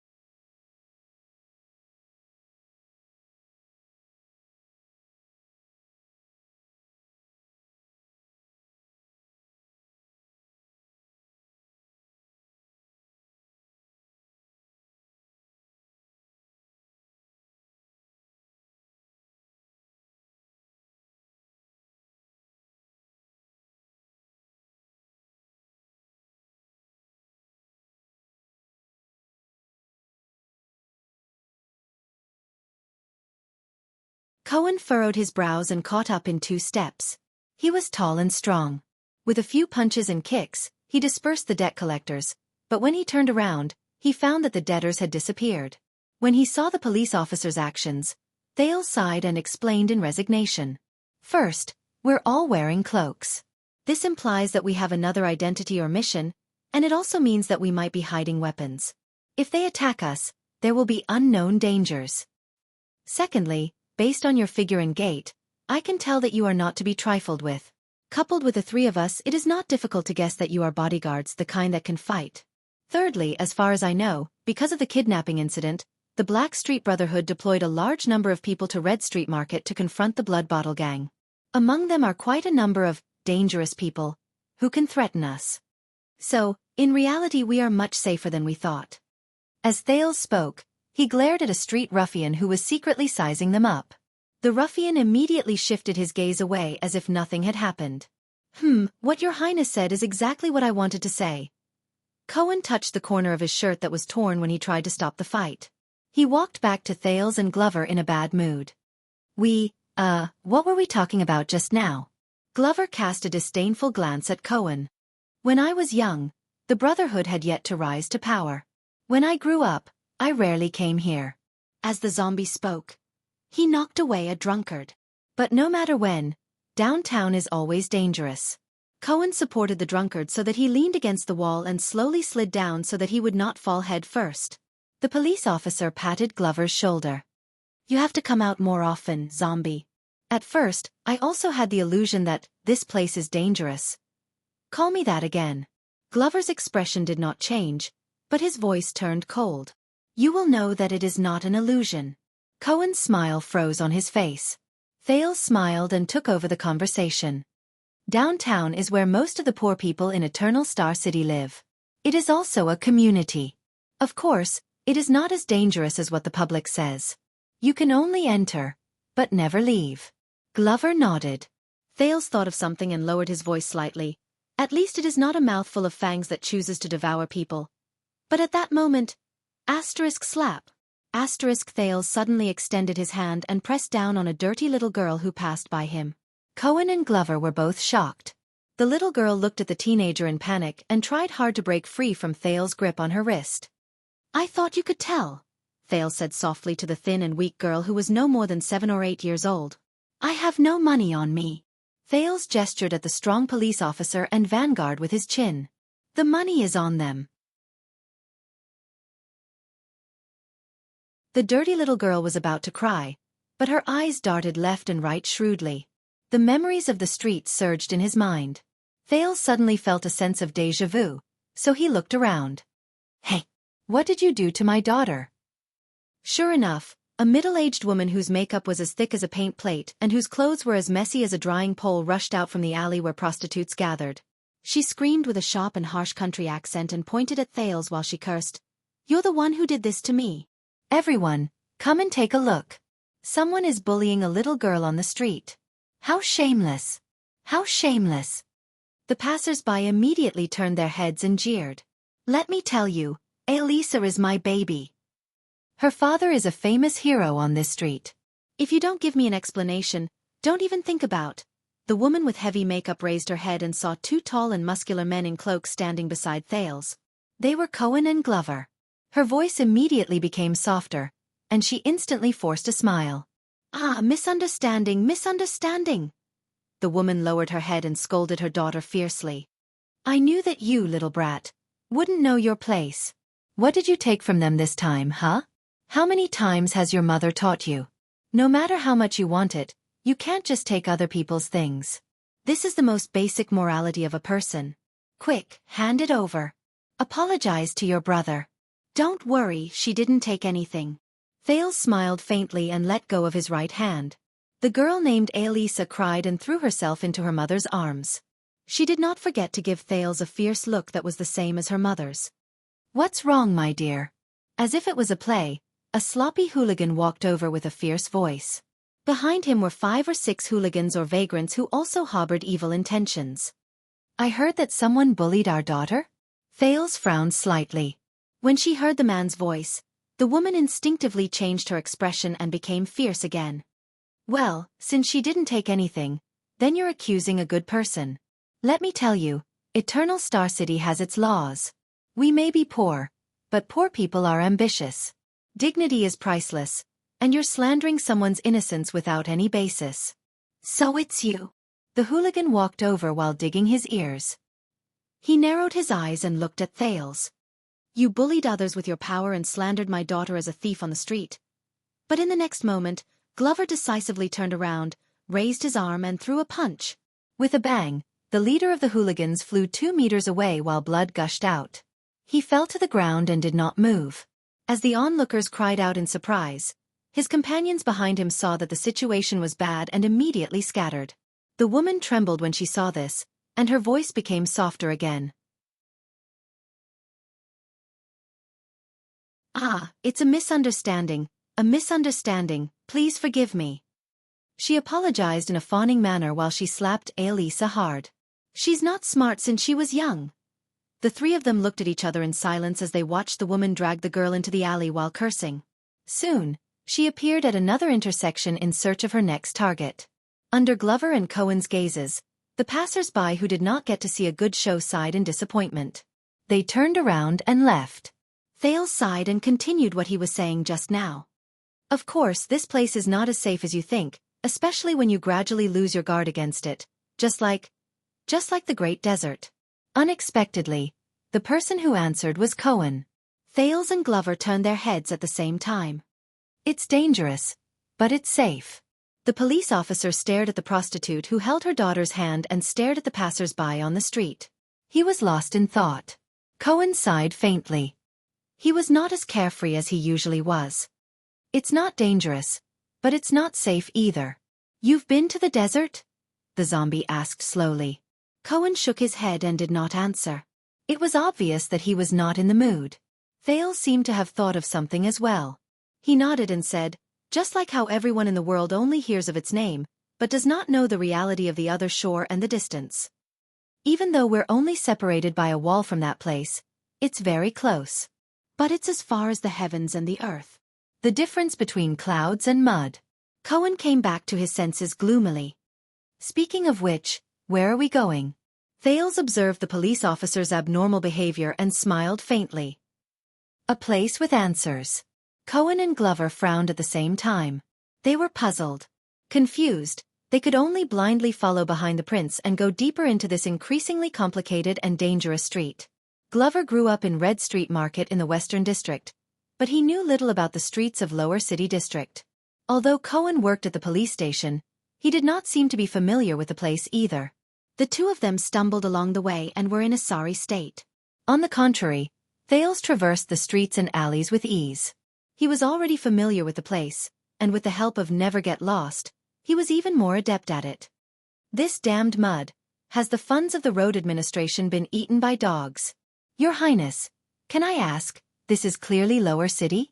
After pulling his boots out of the mud for the third time, Cohen asked awkwardly, what is this place? But why are you so familiar with it? On the other side, Glover did not say a word. He merely kicked away a stone that was blocking the way and followed the prince's footsteps. Didn't I tell you? Thales lied without batting an eyelid. The Jade Star royal family is blessed and protected by the gods. They will never get lost. Ha! Blessed? Protected? Never get lost? Cohen scratched his head. So, my old man is lying to me again? When I was young, he clearly told me that the Jade Star royal family is shouldering an eternal curse. So, follow me closely, don't get lost. Thales somehow remembered the journey in the black track. He flapped his cloak and strode forward. Some paths are like life. Once you fall behind, you can never go back. Glover seemed to have remembered something, but the taciturn him only pulled his cloak tighter. So, you said that we should come here to find answers? Lower City District. Cohen stared at his feet carefully, guarding against the road that was as bad as Blade Fang's camp. Thales nodded. To be honest, my day has been full of ups and downs.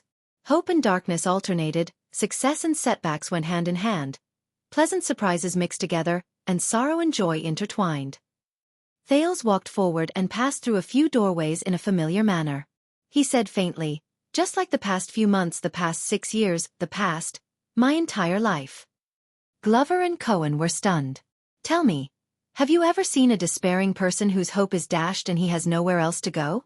Have you ever seen a numb and despairing person who abandoned everything? The teenager walked forward and looked at the dirty and noisy streets. The corners of his lips curled up. Cohen's eyes darted around. I have seen quite a few, Glover frowned. There have been. Both of their voices rose and fell at the same time. They could not help but stop talking and glance at each other. Thales urged absent-mindedly. In the Great Desert, Cohen continued. The Western Front, Glover said at the same time. Cohen and Glover looked at each other again. Both of them were filled with indignation, as if they were saying, how dare you interrupt me? I was in the Purge campaign, during the Desert War. The two of them, who were already at odds with each other, stopped again and glared at each other fiercely. Hey, have you had enough? Don't interrupt me again. Both of you. Thales finally could not take it anymore. Do you need me to get a room so that both of you can continue to be lovey-dovey? The police and vanguard finally stopped talking. They snorted coldly and turned away. Humph. As expected of Doyle's follower. This was Cohen, who felt good about himself. As expected of Doyle's relative. This was Glover, who was disdainful. In the Doyle mansion in Eastern City District, Doyle, who was lying on the bed eating fruits, flipping through pornographic albums, and recuperating from his injuries, sneezed loudly. Baron Doyle and his wife, who were outside the door, were so shocked that they rushed into the room again. My poor son. Where was I? Thales exhaled and said unhappily. Despairing people, Glover and Cohen said at the same time again. The two of them frowned and looked at each other. Thales nodded and looked at the chaos on the street. He seemed to be deep in thought. Now, seeing these people in Lower City District makes me feel like I'm still living in a normal world, and not in some other people's circle. Some other people. Cohen and Glover started thinking at the same time, but they had different answers. But Thales did not expect their answers. He just continued to wander in his own memory. Have you ever seen a person who treats rudeness and violence as a personality, and treats sarcasm as a witty remark? Cohen sighed. When I was young, Glover snorted coldly, in the family. Both of them, who had spoken at the same time for the umpteenth time, stopped talking at the same time.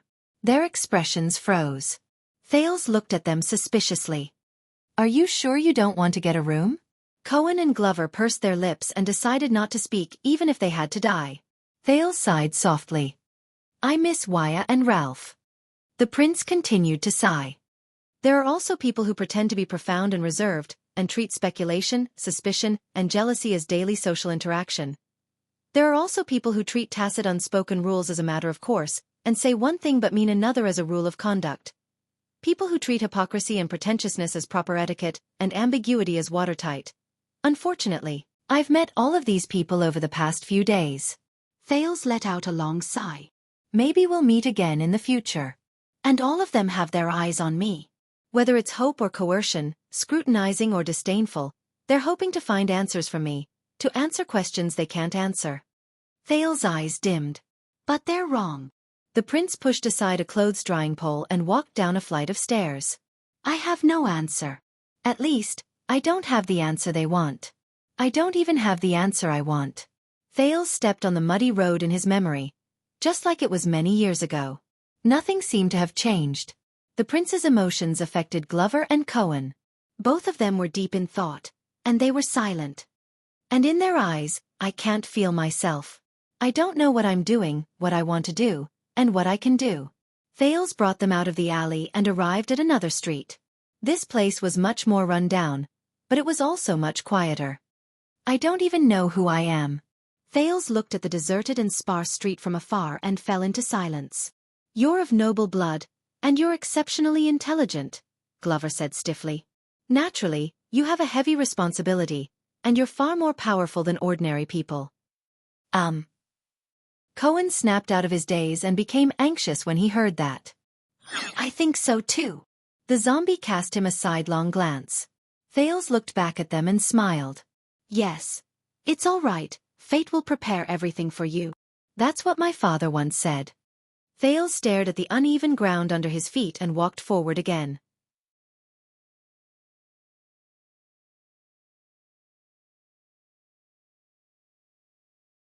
Every chess player who makes different choices and becomes who they are, is always traceable. Thales took a deep breath. And he grasped all of these. He only looks at the chess player, and only treats the chess player as chess pieces. He probably believes that as long as he captures the chess player, he can play any game he wants. Just like how a king is not respected by his bloodline, Thales gently pressed his hand on his chest. But the bloodline is honored by the king. Glover and Cohen were silent. One was solemn, and the other was confused. Thales gradually sorted out his thoughts, and his tone was fearful. He is an opponent I have never seen before. His playing style can't even be described and evaluated as brilliant or inferior. His chessboard is formed by connecting different chess players together. For this, he is willing to tie his hands and feet, and even commit suicide to give up his chess pieces, and even overturn the chessboard. Thales' gaze was unfocused, and his mind was elsewhere. Just like some players know how to operate, some play operations, some know techniques, and some look at the big picture. But Thales sighed. He is only single-mindedly staring at the mainframe's power supply. Cohen finally did not feel lonely anymore. He was satisfied to see that Glover also revealed a confused expression at that moment. You'll get used to it. The police officer patted Glover's shoulder in satisfaction, as if he had been through this before. The prince is always like this. He always talks nonsense. I've seen it before. I am his personal god who accompanies him day and night. Zombie's expression turned cold, and he flung Cohen's hand away without giving him any face. I don't need you to remind me. But Thales did not care about these small details. He was fully immersed in his own thoughts. He chose, or rather, he believed that he chose the king and the chess player, not his bloodline and the chessboard. The prince took a deep breath, but for a moment, he felt a little dazed and hesitant. But how can he be so certain? Thales said slowly. If he is respected because of his bloodline, will he definitely be honored because of his bloodline? Will the chess pieces in the chessboard definitely become the chess player? Thales turned around. What do you think? Glover and Cohen, who were competing with each other with their gazes, were shocked. Both of them snapped out of their daze. I can't give you an answer, Glover said cautiously. I still don't understand. Cohen worked hard for a long time, but he still felt dejected and discouraged. His Highness is playing a game, Glover coldly reminded this companion of his who had an ambiguous relationship with his sister. With an opponent that we cannot see in the distance, an important person who is difficult to deal with. Glover's gaze became fierce. Or there is more than one. Thales nodded in approval. The police officer blinked and shook his head. No, you guys are involved in politics. Why do you have to beat around the bush? But without waiting for Cohen to answer, Thales moved forward again, leaving Cohen, who was trying hard to express his opinion, behind, feeling wronged. So, he is forcing me into the game. Thales remembered the past, and his expression was as cold as ice. Or he knows that a chess player like me, once I enter the game, I will become the chess player he wants me to be. Thales subconsciously tightened his muscles. Because of this, he gave me a sword. The prince's gaze went straight ahead, piercing through the streets, as if he saw something. Because he knows or he believes, no matter where the blade is pointed, no matter what I draw the sword for, block or attack, slash or stab, once I pick up the sword, Thales said faintly, I will never be able to put it down again. Glover felt the Duke of Star Lake struggle and hesitation, but he did not speak. But Cohen tried hard to blink. Where are you going? What are you doing? Sword, Cohen's gaze was profound at first, then lost. I'm sorry, I still don't quite understand. It's okay, Cohen. Thales snapped out of his daze and exhaled. It's a good thing that you don't understand. The prince looked at him with a complicated expression. It means that you are very happy. Don't worry. But unexpectedly, the police officer shook his head decisively. No, Your Highness. Although I know you are secretly scolding me, Master Zadie told me that when you do not know whether to raise your sword, Cohen hesitated for a moment, but still said firmly, it is time to ask your heart of the sword. Thales was stunned. What? The heart of the sword, Cohen said solemnly and seriously. In the Tower of Eradication, without this thing, you cannot graduate. Humph. Glover crossed his arms and sneered. It's that stupid Towers theory again. Cohen glared at Glover in dissatisfaction, but in the end, he did not clash with Glover. Instead, he turned around and asked Thales, this is the Tower of Eradication's general view on the power of eradication. The power of eradication is not a tool, but itself. Its training is not the practice of skills, nor is it the repetitive repetition, but the training of the heart. It is the questioning of one's self, strength and body, appearance and spirit, skills and personality, actions and beliefs. The sword is external, the heart is internal, the moves and skills are external, and the power of eradication is internal. Only when the internal and external elements complement each other can one reach the pinnacle of the power of eradication. Thales was deep in thought. Cohen showed a nostalgic look.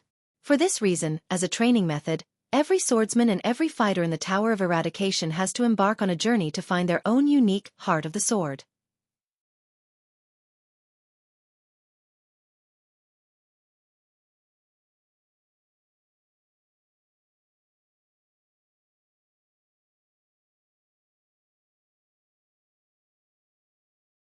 Chapter 601. Go home. When he heard Thales' words and sized up his figure, Oskar sneered without hesitation. Not many people have the right to settle down here, boy. Behind him, the Brotherhood's thugs, who were tied with black silk, also sneered. Their gazes were fierce, and they stared at the three people who were trapped at the fork of the alley with malicious intent. You don't know this. Thales curled his lips into a smile. He did not panic. As if he did not see Oskar, he looked behind him. Where is your leader? I want to talk to him. Thunder Axe's smile faded. Why? Glover looked worried. What does this prince want to do? Oh right. Why? Cohen was confused for a moment before he reacted. He was puzzled at first, then he looked excited. Why, what do you want to do? Save the world again, just like in Northland? Thales turned around and grinned. Visiting a friend. Don't use the distress flare. Just protect my back. Cohen and Glover were stunned at the same time. I'm the leader here. Oskar's gaze on Thales became more hostile. You can talk to me.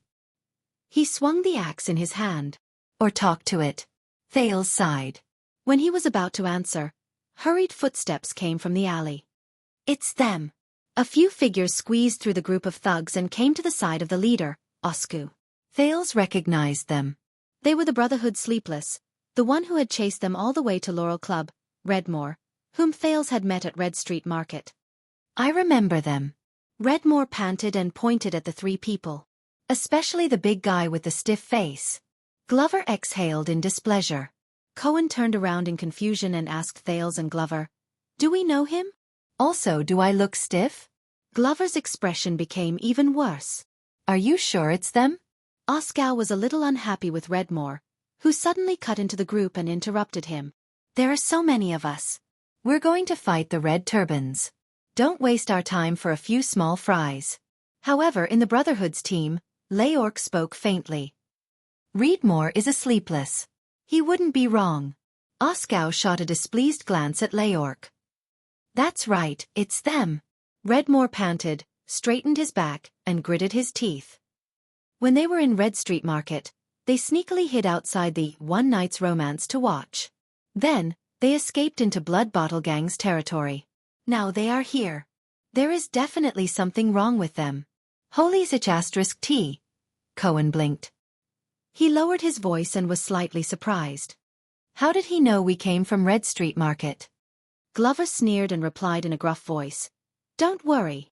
Because you look like a prostitute. Cohen looked confused at first, then indignant.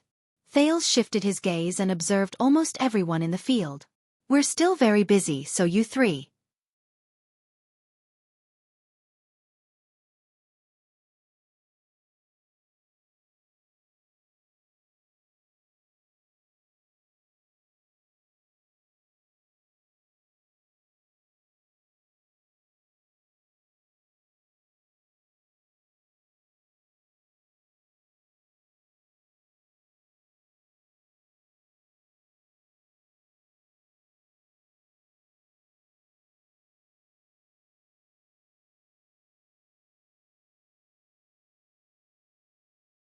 You know, during the age of the Empire, men became adults at the age of 14. They could go to war, get married, and have children. The teenager took a step forward. That's why I don't want to use my identity, and I don't want to use sensational news to scare people. Thales looked at him seriously. I'll say it again. I'm here to help you, Morris. Morris rubbed his hands. He looked around. The Brotherhood's thugs had calmed down again. He sneered. How? Returning to the battlefield he was most familiar with, Thales took a deep breath. The Blackstreet Brotherhood may be big, but there's no need for them to gather 4 big shots at the same time to carry out a normal street robbery, even if there are 2 muscular men behind them. Cohen shook his head. Glover swung his arms and snapped out of his previous state. Thales thought about what he had seen and heard over the past few days. He said faintly, "There's only one reason for you to be so nervous." Morris stared at the teenager. "You're talking nonsense." Thales ignored his words and sneered. "But what if it's not them?" Morris rubbed his hands together and paused. "If the culprit who kidnapped Felicia's people in your territory, if the culprit who destroyed your business, hindered your development, caused everything to go wrong for you, and caused you to run into obstacles everywhere, isn't the old enemy that you thought?" Thales' voice became stern. "What if it's not Blood Bottle Gang?" Morris did not reply, but Oskow, Leorc, Adrianza, and the others behind him had different reactions. "Of course you already know, from Felicia's mouth," Thales said coldly. "You just don't know what to do. Because the enemy is too powerful and cannot be resisted." Morris pursed his lips tightly and stared at the teenager under the hood. Thales pushed Glover and Cohen aside. Under their worried gazes, he took a step forward and stopped a foot away from Morris. Their eyes met. It turned out that he was already as tall as Morris. And the evil fatty in front of him, who made countless people fear him, his gaze was so fearful? Thales was at a loss, but he quickly regained his composure and said resolutely, "And I am you. I am also the only hope for the Brotherhood in this predicament. Now, can we talk?"